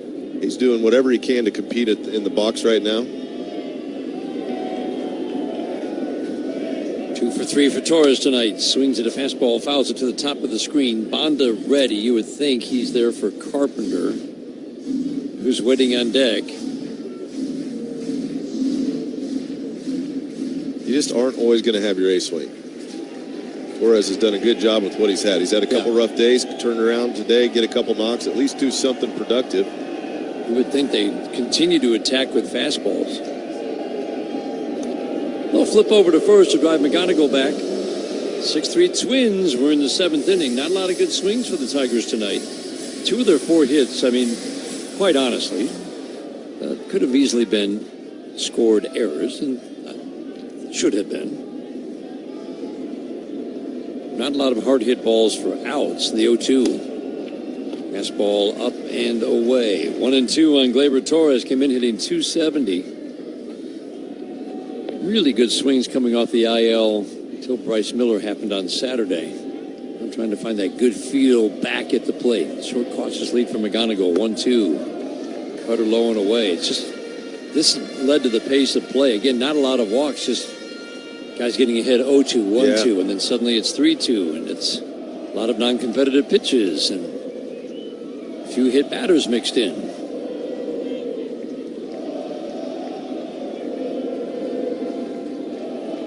Torres waiting on a 2-2. On the way, swinging line drive, base hit over a leaping Arcia at short. Into left field. Gleyber Torres has his 3rd hit of the night. Cutter was up, drilled it into left. That's a great at bat. Go back from 0-2, take a couple pitches, get a cutter. He can handle it similar to the pitch he hit over the shortstop's head earlier. Dives out, and that'll be all for Adams. They're going to go to the lefty with Carpenter coming to the plate. We'll see if they pinch hit with either Vierling or Jahmai Jones. Yep, Matt Vierling looks like he'll get the first opportunity. He's coming out of the dugout. Twins going to their bullpen. Tigers have a couple of men on. Matt Vierling will represent the potential tying run when we come back. We have a couple things out here for the first acknowledged unassisted triple play. And Cy Young said, Neil, where are you going? He said, 3 outs. Neil Ball had a fairly short career as a big leaguer, but continued playing in the minors where he encountered true baseball royalty. Now we're going to connect to Babe Ruth. He dominated the game like no one else had before. I'm holding Babe Ruth's bat. During a 1934 baseball barnstorming tour of Japan, Ruth faced 17-year-old pitcher Eiji Sawamura. Sawamura became a hero in Japan, and the Nippon Professional Baseball League's version of the Cy Young Award bears his name. Maeda won the award in 2010 and again in 2015, when the runner-up was Shohei Ohtani. First pitch crushing! Oh, man! Like the 3 outs of a triple play. It all connects. Go to baseballhall.org to plan your visit to the National Baseball Hall of Fame and Museum in Cooperstown, New York, and catch every episode of Hall of Fame Connections on MLB.tv.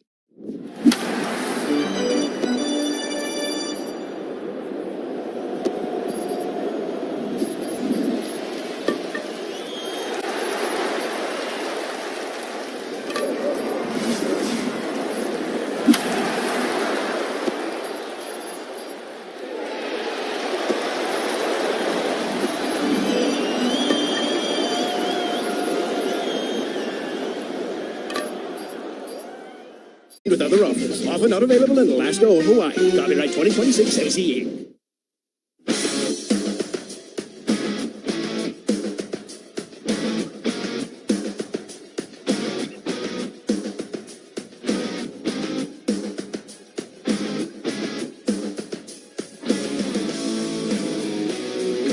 Anthony Banda, one of the two lefties in the Twins bullpen, takes over on the mound.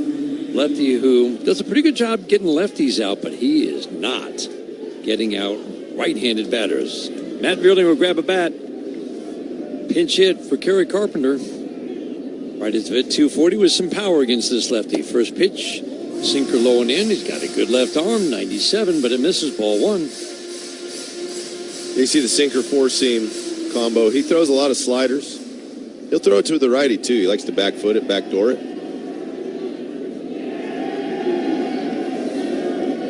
32nd appearance of the year for Banda. He inherits a 2-on jam. The 1-0. Swinging a pop-up, fouling out of play.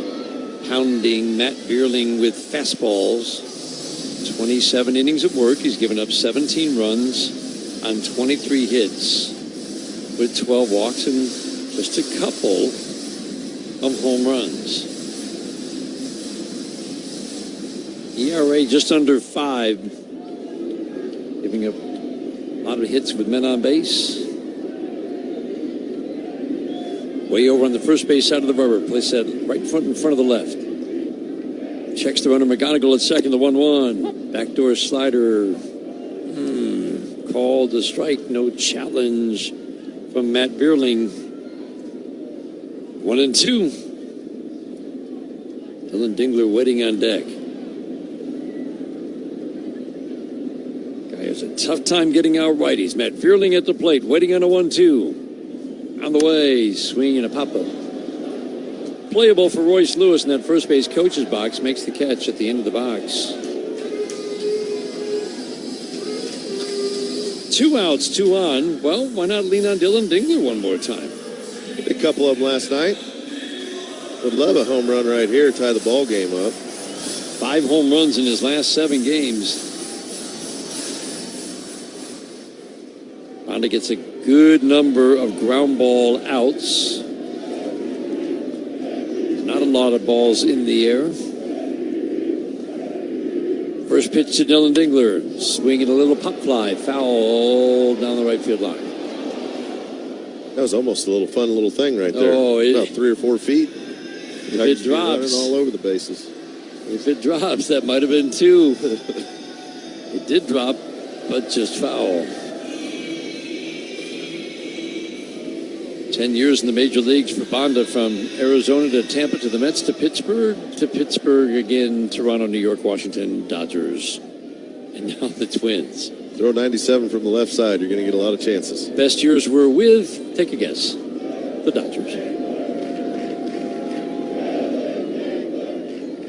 The 0-1. Fastball, swing and a miss. Rode the two-seamer up and in. 6-3 Twins were in the bottom of the 7th inning. Just a little over an hour rain delay in the bottom of the 1st. And that's why we're in the 7th inning, and it's 10:30 at night. The 0-2. Wow, fastball head high. Over the plate, up and in the end. 1 ball, 2 strikes, 9 home runs in 2 strike counts for Dylan Dingler. Good time for a 10th. McGonigal takes his lead at second. Torres at first. Banda sets, checks McGonigal, the 1-2.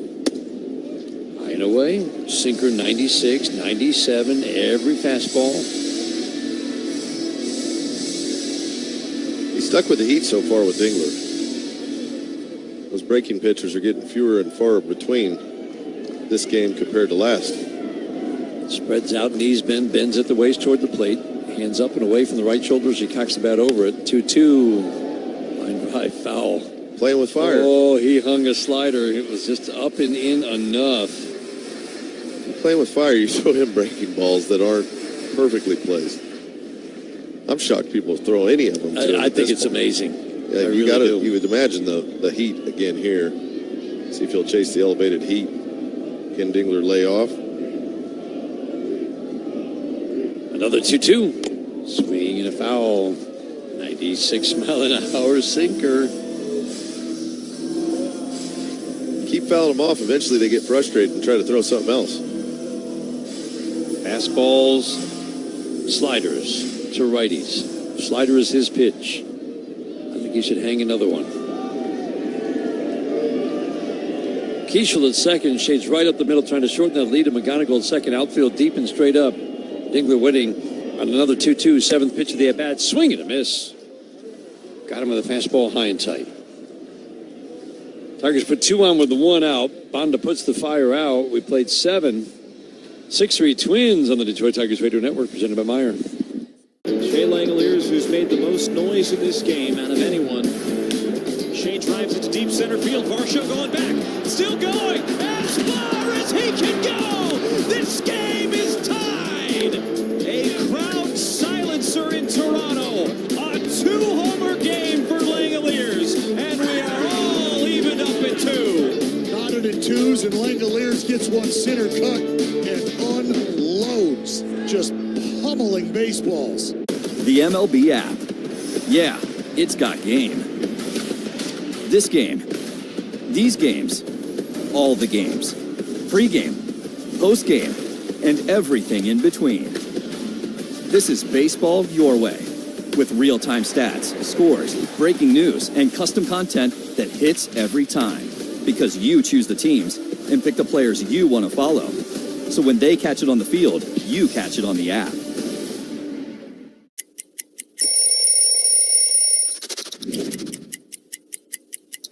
Getting traded to Boston from Chicago. You see here the traditional jersey. I love a road jersey because it says where you're from. And this is simple, clean, and cool. And then you see this patch right here. This is from the 2013 postseason run, which was unlike anything I had ever been a part of, to punch through and hoist that trophy. Boston strong forever, baby.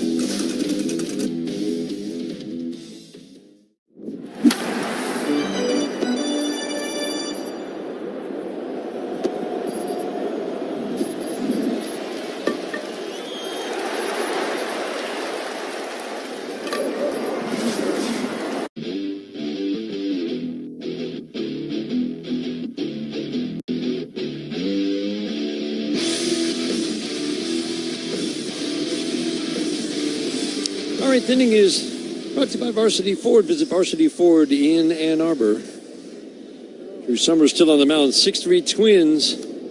Tiger bats have been silenced tonight by a mix-and-match night from manager Derek Shelton.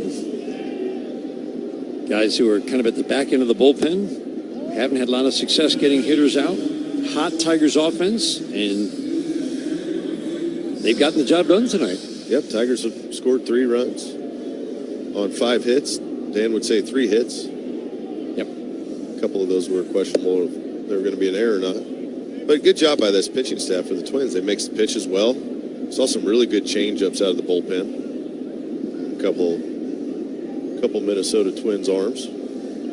5 pitchers have combined, shut the Tigers down on those 5 hits. 3 runs, 13 strikeouts. Clemens takes a strike. Drew Summers has had a tough time throwing strikes. He got ahead of Bell 0-2. The first batter he faced gave up a single. Then it was 2 3-ball counts the next 2 batters. 1 walk, 1 ended in a fly ball out. Swinging a pop up to shallow center field. Matt Vierling now in center. He makes the catch. 1 up, 1 down, 8th inning. Bo Brisky has been getting loose for, 2 different times, and he is loose and ready in that Tigers bullpen. A.J. Hinch will go to his bullpen here in the 8th inning. 6-3 Twins.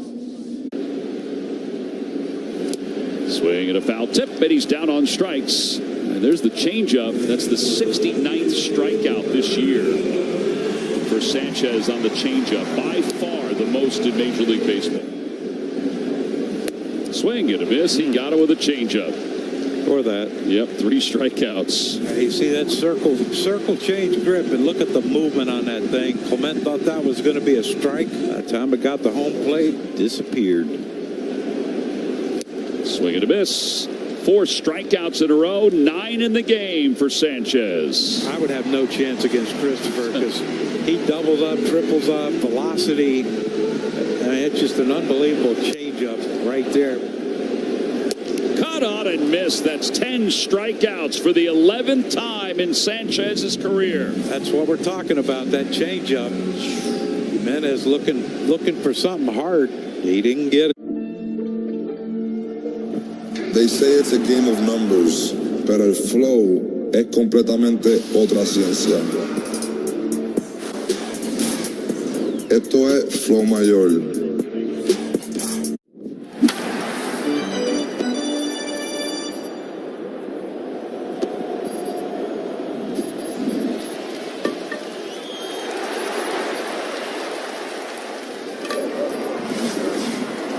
The Bernstein Advantage. The Sam Bernstein Law Firm. 1-800-CALL-SAM. The Sam Bernstein Law Firm, Michigan's first family of law. Authority of the Detroit Tigers may not be reproduced or retransmitted in any form, and the accounts and descriptions of this game may not be disseminated without the express written consent of the Detroit Tigers. 6-3 Twins, bases empty, 1 out in the 8th inning. Pitching change, brought to you by Southeast Michigan Ford Dealers, brings Bo Brisky into the game. Bo Brisky's velocity's been fine, and he could now, he needs an outing where he just sees results. That's it. Had 2 rough outings coming back from injury. We've seen the electric arm. Yep. Love it when it's upper 90s. Makes the slider in. Change up to a lefty. First outing back, give up 2 home runs. Slider in the dirt here gets a swing and miss from Alex Jackson. And the next outing, he walked the bases loaded. Very unlike Bo Brisky. There's a certain element of nerves when you get back on the big league mound. When you've been out for a while, you got to get your bearings straight. Strike 1, swing and a miss. Fastball up and in at 97. It's tough to get comfortable, you know. For a lot of guys, it's like the energy's going, you're back on the mound. You want to do so well, and you just got to put it in your mind. All I need to do is go out and execute pitches. I don't need to do anything spectacular, because every time you step on the big league mound or between the lines on a big league game, you want to do something spectacular. Slider hangs high, 1-2. You grip the ball a little harder. You try to get a little extra on the fastball, and a lot of times those tight muscles actually slow you down. Same way hitting. Yeah, just I grip just a little. I'm going to throw this one 112. No, just throw it like you normally would. 1-2. Changeup misses down. It's the traditional 4-pitch mix that we've gotten used to seeing from Bo Brisky. Changeup, fastball combination. Some nights that's all he needs to be really good. Again, he's got 4 pitches, ground ball tipped off his glove. It's going to die on the grass, and Gleyber Torres has no play. Through to first. Nice pickup by Torque. That's just a bad break. Worst thing you can do as a pitcher sometimes is it's impossible not to react to it. Right. The ball's hit. It's on your forehand side. You're coming down. You think, I can catch it. Torres was right behind him. Would have been an easy couple hop ground ball for him. Ends up being a single, an infield single for Jackson. 2 types of fastballs, slider and change for Bo Brisky. He felt like when he was coming back, everything was coming out of his hand well. He was feeling very good. Ground ball, base hit into left. Martin got a 97-mile-an-hour fastball, but up. And that's what he's seeing. It's fastball location right now. And you just remember that he hasn't had a lot of time to come back from his spring injury, and he hasn't logged many innings yet this year. 7 2/3 on his rehab assignment. Sharp single to left, and now Byron Buxton, who's been eating up righties. This is quickly a big challenge for Bo Brisky. Ground ball chopped to third. McGonigal will step on third, throw to first, and they double up Byron Buxton. That's hard to do. Just the second double play that Byron Buxton has grounded into in the last 2 years. Tigers bat in the bottom of the 8th inning, down 6-3. This is the home of Detroit Tigers baseball, presented by Meyer. All your favorite Games from MLB Play are back, bigger, bolder, and better than ever. Test your skills with daily puzzles like MLB Pickle, the Ultimate Mystery Player Challenge, and Immaculate Grid, where stats and strategy collide. Then in Spinball, build your roster, take on your friends, and compete for the weekly prize. Or be the first to beat the streak and hit your way to the $5.6 million jackpot. Plus, the all-new Daily Walk-Off. Lock in your players by category for the walk-off win. The game's official home for games is MLB Play. Only on the MLB app and MLB.com. Te encantan los jugadores. Te encanta el juego. ¡Y se fue! Ahora puedes ser el dueño de grandes momentos del béisbol. MLB Auction te permite participar en la subasta de bates, bolas, jerseys autografiados y más, con artículos de tus equipos de grandes ligas favoritos, leyendas y jugadores agregados toda la temporada. Cada artículo es autenticado por MLB para asegurar que lo que llega directamente a tu hogar es original. ¿Quieres una parte del juego? Visita auctions.mlb.com.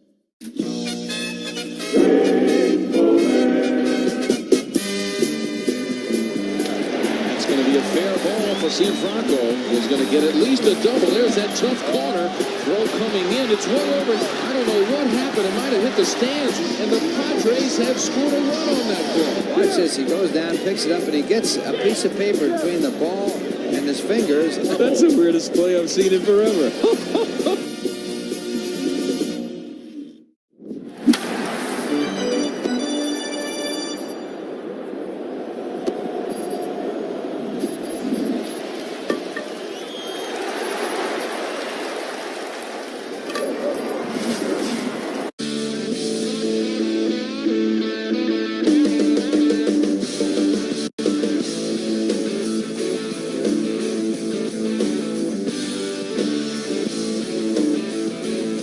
This game brought to you in part by Corewell Health, reminding you together we can overcome any obstacle and fight any battle. Riley Green leads off for the Tigers in the 8th inning. First pitch fastball from Anthony Banda. 95, sinker for a called strike one. Riley's 0 for 3 tonight. He bounced out against the starter, Mike Paredes, who struck out in his next 2 at-bats. 0 for 3 tonight. Strike one. Fastball high and away, 97. Hardest working players, brought to you every game by Carhartt. Proud to support Detroit Tigers baseball, the hardworking people who make it possible. Twins bullpen. Yeah.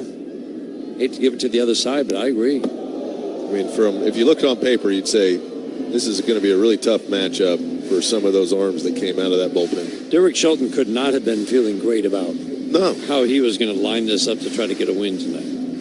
And again, it's the track records of each of the last 2 pitchers, especially Morris and Adams. In fact, Taylor Rogers had a tough year. Yeah. All giving up a lot of hits, and they have all done the job tonight.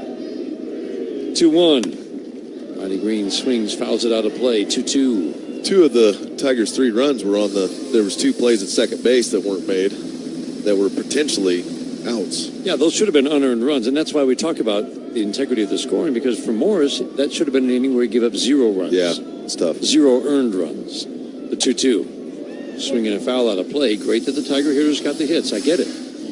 But if it's flipped the other way, you don't the Tiger pitcher... No, you don't want that. You don't want that. You don't want him charged with 2 runs that should have been unearned. Riley Green will see 6 pitches in this trip to the plate at least. The 2-2. Fastball.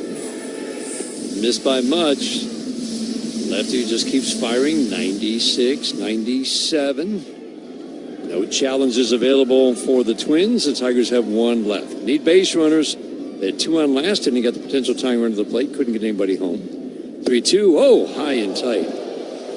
Fastball almost hit Riley Green. Spun out of the way. And the Tigers have their leadoff man on here in the 8th. You know, the hope is we can withdraw the Chevy strongest player.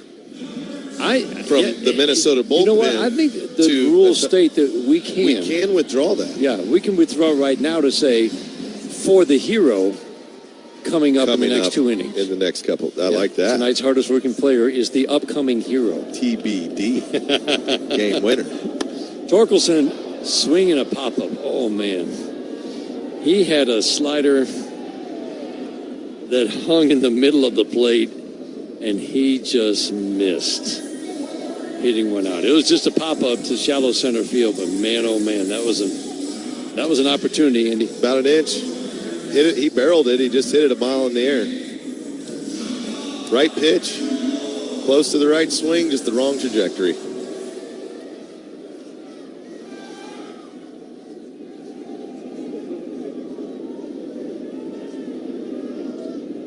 Catch was made by Clemens in left field. By Jones at the plate. 6-3 Twins are in the 8th. Slider misses high and away. One more base runner brings a potential tying run to the plate. We're in the 8th inning. 1-1 through 3, and then 3 in the 5th for the Twins to take the lead for good. Tigers scored 2 in the bottom of the 5th to make it 4-3.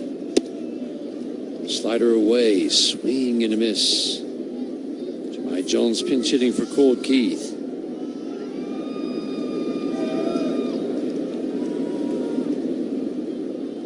Upright stance, deep in the right-handed batter's box. Locks that left hip in. Cocks the bat tight over the right shoulder. The 1-1. Sinker for a strike, 1-2.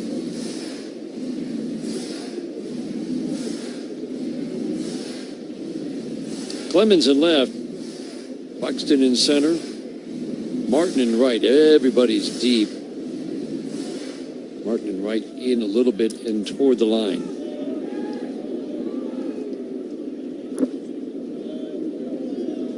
Tigers need base runners, down by 3 in the bottom of the 8th inning. They got a man on, a man out.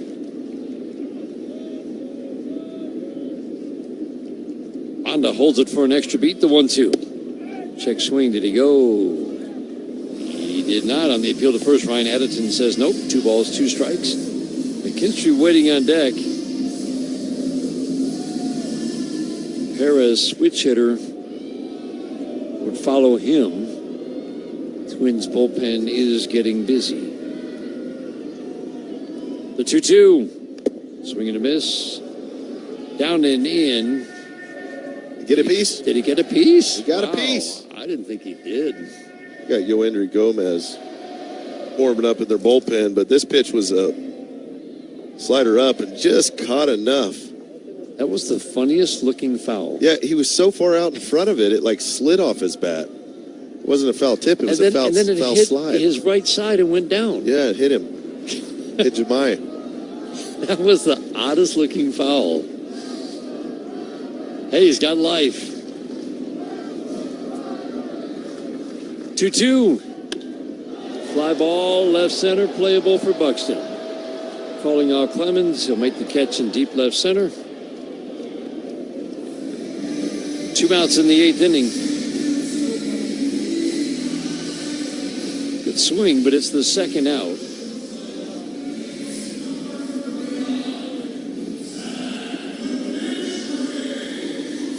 Now leave it up to Zach McKinstry. He's 1 for 3 tonight. Reached on an infield single in the 5th inning. One of the 2 plays that should have been called an error. Fastball for a strike. 95-97 on every fastball for Anthony Banda.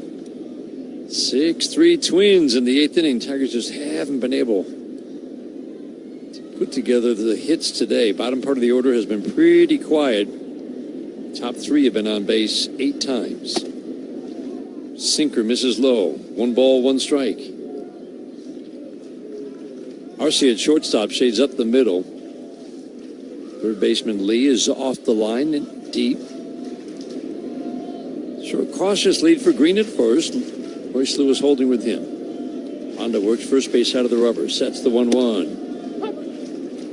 2-seam fastball for a called strike, 97 middle.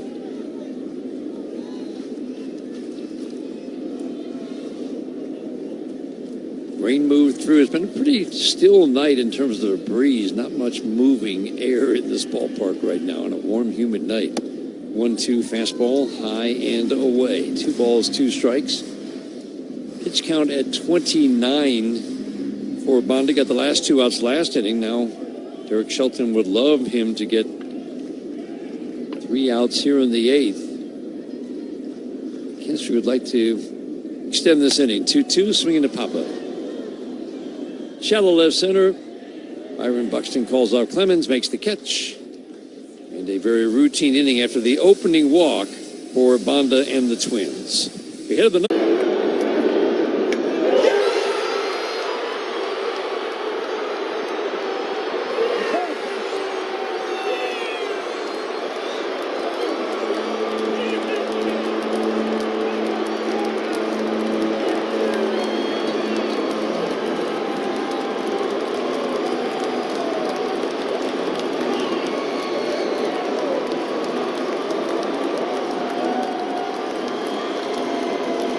Puedes ser el dueño de grandes momentos del béisbol. MLB Auction te permite participar en la subasta de bates, bolas y jerseys autografiados, con artículos de tus equipos de grandes ligas favoritos, leyendas y jugadores. Visita auctions.mlb.com. We play in Toronto. Guerrero sends over some good stuff for the guys, so when we play in Toronto, I definitely dive into that. You gotta be careful with Vladdy, bro, because a Dominican breakfast will put you to sleep, bro. ¿Cómo está sonando la comida dominicana ya? La comida dominicana ya no sé cómo está sonando, porque obviamente mi esposa me cocina. O sea, hay restaurantes, pero no voy a comer comida latina.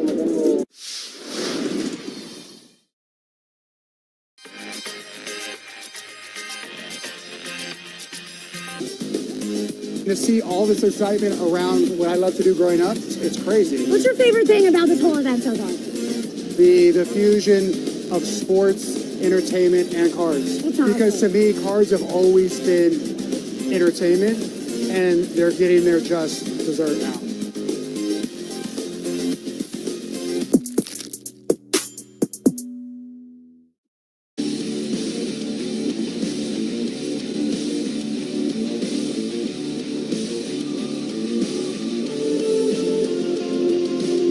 Ninth inning is brought to you by Comerica Bank. If you want to elevate your small business's game, visit Comerica.com/succeed to learn how.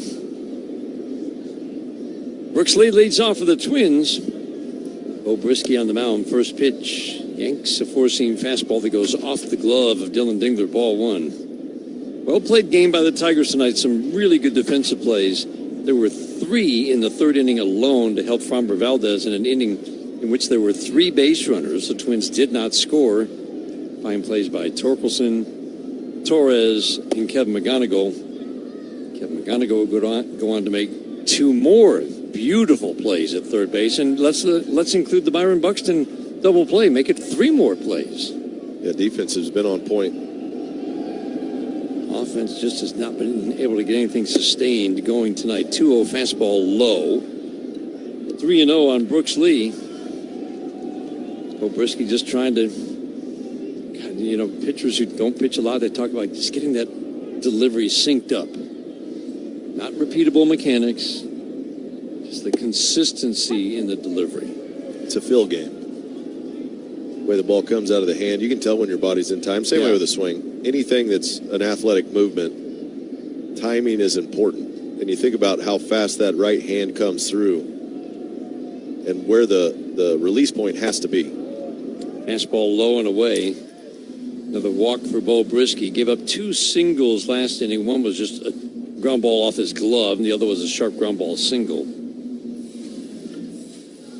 Walk on a 3-1 to Brooks Lee. He reaches for the third time tonight. He was on three times yesterday. Orlando Arcia at the plate. He's 0 for 4 tonight. Everybody else in this lineup has reached at least once via a hit or a walk. Arcia fouls the fastball out of play. 95 away. Afternoon game tomorrow. Love to see out here at the ballpark. Gator Montero gets the start for the Tigers. Zebby Matthews. We've seen him before. It's a good arm. On the mound for Minnesota. Matthews, only 5 starts so far this year. 4.15 ERA. Slider backs up a little bit. Gets a called strike on the inside corner. No balls and 2 strikes on the righty Orlando Arcia. Is there a better thing than a midweek day game? You can just make Comerica Park your office for a day. I mean, it's the perfect excuse. Hey, I'll be calling on clients. Ground ball softly to the mound, and Bo Brisky, who fields his position well, charged, and the ball went under his glove, and he can't quite believe it.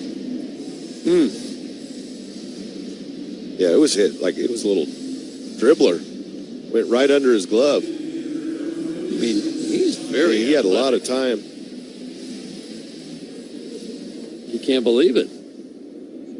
Feels his position well, charged, did everything you want an infielder to do, and it went right under his glove.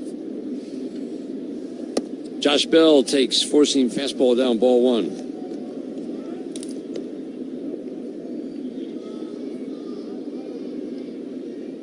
Andy, hit or error? Don't look at the scoreboard. Well, the way things have been going today, Dan, it's a hit. He never touched it. Do you have to touch it? He had a run 3 steps in. No, that's an error. 67 off the bat. Yeah, you just got to come in and field it and quick little throw to first. Got it. Another hit for the Twins. The 2-0. Shot to first. Torkelson will flip to second after making the catch, and they double off Lee at second. Bad base running. Tigers will take it. 2 outs, man on first. Yeah, when the ball's hit behind you on a line, you got to freeze. Brooks Lee took just that little bit of a step towards third base before trying to retreat, and that was all Torkelson needed to get him. So good break there for the Tigers. Very good break. McKinstry looked at first like, can we triple him up? Yeah. Nope. Royce Lewis at the plate. He swings and pops it up. Wenzel Perez in right, goes back, comes in, makes the catch. We head to the bottom of the ninth. Last shot for the Tigers. 6-3 Twins as we go to the bottom of the ninth. This is the home of Detroit Tigers baseball, presented by Meyer. There are trucks, and then there's the 2026 GMC Sierra with the capability to handle what life throws your way. That's Diving stop at short by McGonigal. Pops up, throws, got him! Suzuki, and Sam makes the catch. Madonna scoops, spin, one hop throw, beauty. Riley covering some ground out left today. PCA makes a sliding catch. It's a fair ball, and he plucked it near the line. He's after it, and he's got it. Romo gives it a run, and will make the catch in front of the railing. What a play. Tommy Troy's got it. What a catch, Tommy Troy. Up the middle, a diving stop by Clement. They got him at first. What a play. Here comes Ruiz, and he dives, and he makes a great catch. Caldro on the run. He makes the catch. Juan coming on, dives, and makes the catch. Yes, he did. Another fine play by McCarthy in center. He sprints in, dives forward, makes the catch. Makes the diving stop, and that's a Gold Glover in Ty France. On the dead run, makes the shoestring catch, tumbles over. A good play by Trout. Mariano, Rivera, Cutter, man, what can you say? Because lefties had no chance against him. Randy Johnson. All you want to do is try to make contact and put the ball in play. Don't get hit in the head and just try to pull it in play. Mr. Greg Maddox, another great teammate. Great player. Hey, this is a beautiful card right here. This card tells you and lets you know that I got him. When you see that finish high, you know that he's in the books. What was that ball crushed? Puedes ser el dueño de grandes momentos del béisbol. MLB Auction te permite participar en la subasta de bates, bolas y jerseys autografiados, con artículos de tus equipos de grandes ligas favoritos, leyendas y jugadores. Visita auctions.mlb.com.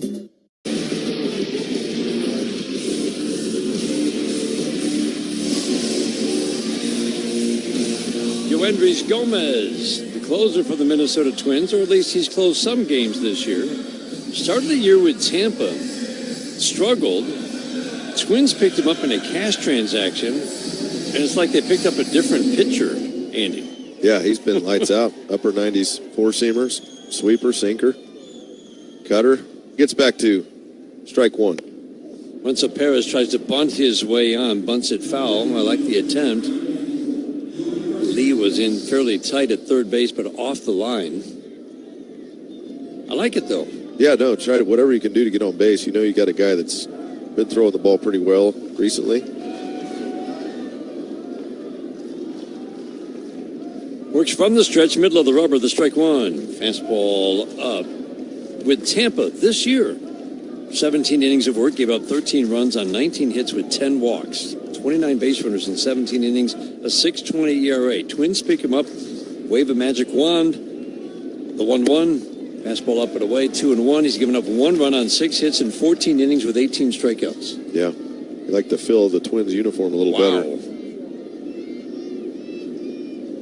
From the Yankees to the Dodgers to the White Sox, he'd really had no success coming into this season. This is the first time he's tasted success at the major league level. It's only 14 innings, but it's pretty eye-opening so far with Minnesota.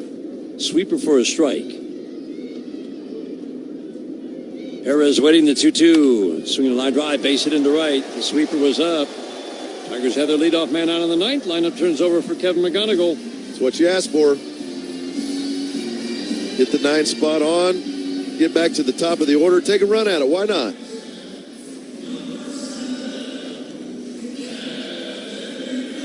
Reason we held out TBD for the hardest working player. Lefties have had the big edge against Gomez last year and this. First pitch. Change up, misses up and away to McGonigal. Kevin McGonigal's walked 3 times today. Popped out his first time up. Lefties have hit .280 with power with 5 home runs in their 59 at-bats against Gomez this year. The 1-0. Fastball up, 2-0. That fastball looks like it has life at the plate. It looks like Jackson is kind of... He's got good extension. Yeah. He gets the ball out in front of his body.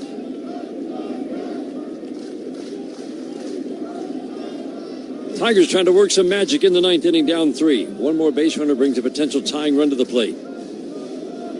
The 2-0. Swing and a miss.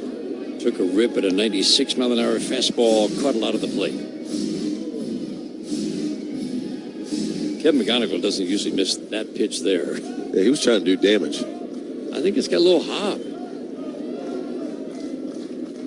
2-1. Changeup with terrific movement. Started off the plate to the lefty, McGonigal, and onto the plate. Yeah, that was nasty. Wow. At 91 mile an hour.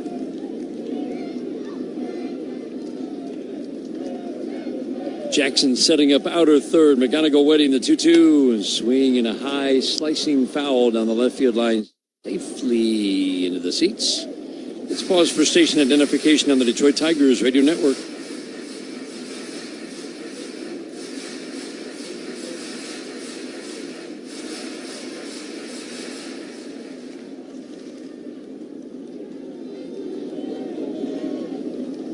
Yoendrys Gomez gets the sign from his catcher, Jackson. McGonigal waiting at another 2-2. 6th pitch of the at-bat, swinging a high pop-up.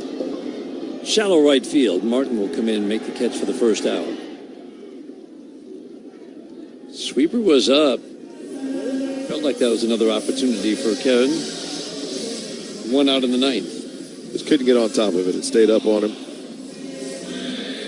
Now Gomez gets 2 righties to contend with. Torres and then Bierling, who hit for Kerry Carpenter earlier in the ball game.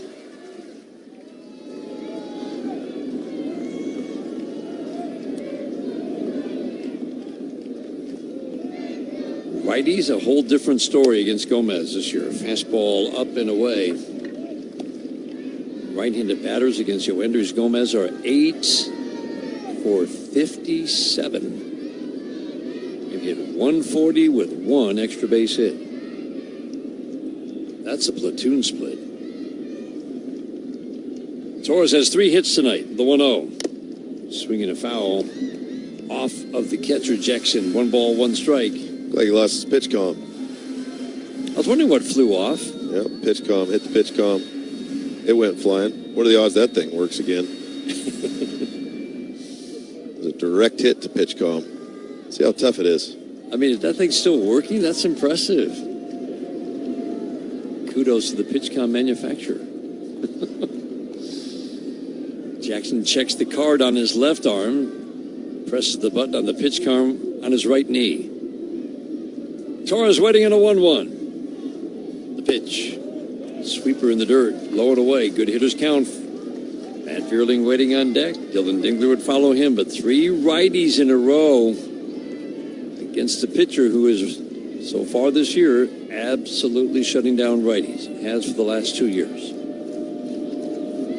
2-1. Fastball paint. Outside corner, 2-2. How about Glaber's day after having a little rough go of it for 2 days? Turns around and he's got 3 hits today. Flair double to right center, 2 line drive singles to left.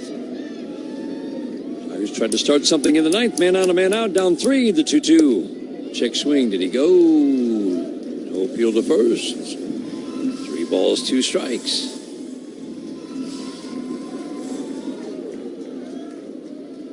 Gomez does walk righties at a pretty high rate. Tigers will take another base runner any way they can get it. 3-2. Low with a fastball. He did walk him.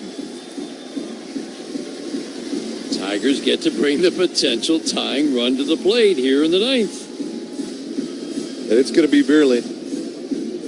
He hit for Kerry Carpenter earlier in the ball game, and now you'd love that left-on-right matchup at this point.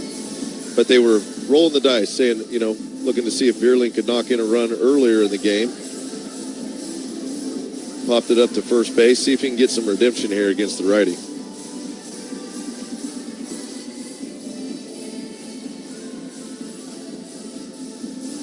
Pete Mackey, the pitching coach, out. Entire infield will join the conversation. Dingler waiting on deck. Again, a very tough matchup for any righty. This is a fly ball pitcher, so doesn't have the offerings to get out of jams with a ground ball double play. He has not had a double play turn behind him this year.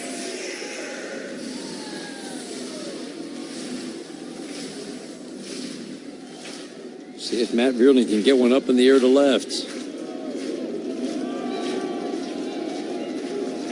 Conversation over. Gomez ready. The pitch. Tight cutter. A 94-mile-an-hour cutter for a called strike 1.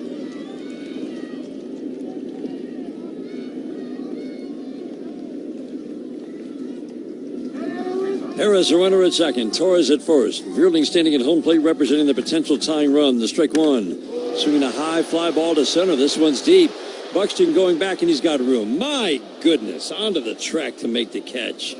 Matt Vierling squared it up and just hit it to the wrong part of the ballpark. That's a 400-foot out. 2 outs in the 9th. What a good swing. Made a bit at it. America Park center field has gobbled up many a mighty swings. That one included. He backspun it and did everything right. Man, I thought he had a chance to hit that out. Tigers down to their last out. Dylan Dingler at the plate. First pitch changeup low and away. Riley Green waiting on deck. We've already seen one walk-off grand slam in Major League Baseball today. Dingler reaches Riley Green. Step to the plate with the bases loaded. The 1-0. Cutter away. Check swing. Appeal to first. He did not go. 2-0. See if the polar bear can get one here. Be ready for that fastball down the middle. Call that lifting and separating, Dan. Lift and separate. Gomez checks Perez at second. The 2-0, swinging a shot, base hit into left field. They're waving Perez around third, and he will score. Clemens' throw goes to third. Tigers cut the Twins' lead to 6-4. 2 good at-bats in a row for the righties, Dylan Dingler and Matt Vierling, and now Riley Green steps to the plate representing the potential winning run. Nice job by Dingler getting it a 2-0 count, looking for a fastball to get the head out on. That's what he does. The ball was down. If the pitch type was up, they have home run trajectory. That was down. He hits a low line drive. Now Riley Green, the guy with mammoth pop to all fields, is up. This is the matchup the Tigers love to see. 5 home runs in 59 at-bats for lefties against this righty. First pitch in the dirt. Great stab by Jackson. Riley had to jump back, fell across home plate, almost got hit in the foot. He wants to swing the bat right here. 1-0, they count on Riley Green. 2 on, 2 outs in the bottom of the 9th inning. Tigers trying to work a little more 9th inning magic.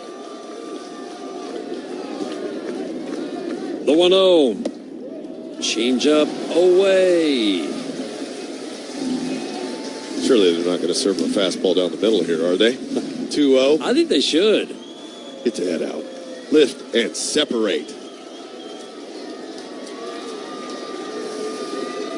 Gomez sets the 2-0. Swing and a foul. Oh, he was ready for the fastball. It's got life, though. He was a little bit late. Challenge him with a fastball, Andy. He did. That's why you pay for a ticket to get in. Lefties see a lot of fastballs from this righty. The 2-1. Check swing. Went too far. Fastball. Couldn't pull the trigger. A little bit high. 2-2. Just up and away at the last minute. He tried to shut it down. Couldn't hold on to it. Gomez sets, holds a glove at the belt. Green waiting on a 2-2 pitch. On the way, swing and a miss. Got him with a fastball. And the Twins even up the series at a game apiece. Tigers score 1 in the 9th, Strand 2. Our final score, the Minnesota Twins 6 and the Detroit Tigers 4. We know what you love. You love baseball. You love the Detroit Tigers. You love spending a day at Comerica Park. We also know what you don't love, standing in line. So we made a VIP entrance, so you could do more of the things you love and less of the things you don't. All you have to do is bank with Comerica. With your Comerica bank card, you'll feel like a VIP the moment you walk in, just like you do at our bank. Learn more at comerica.com/yourpark. Comerica Bank, a division of Fifth Third Bank N.A., member FDIC. At Comerica Bank, we've helped build some of America's most iconic companies. Now, we're bringing that same professional-grade expertise to today's builders. The kitchen table entrepreneurs, the first-time storefronts, and late-night dreamers with big ambitions. Because banking...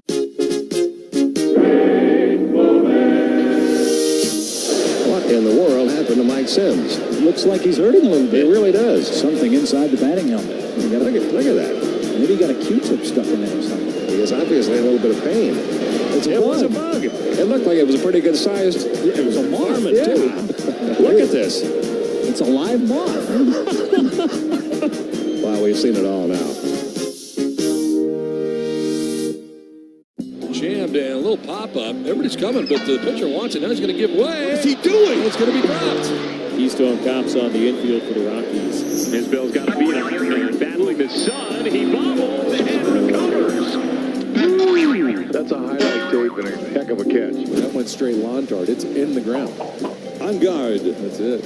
See, it comes off that stool down there. It makes a nice catch, a hot line drive. And Vladdy's applauding. Diving stop at short by McGonigal. Pops up, throws, got him! Suzuki! And Sam makes the catch. And Adama scoops, spin, one hop throw.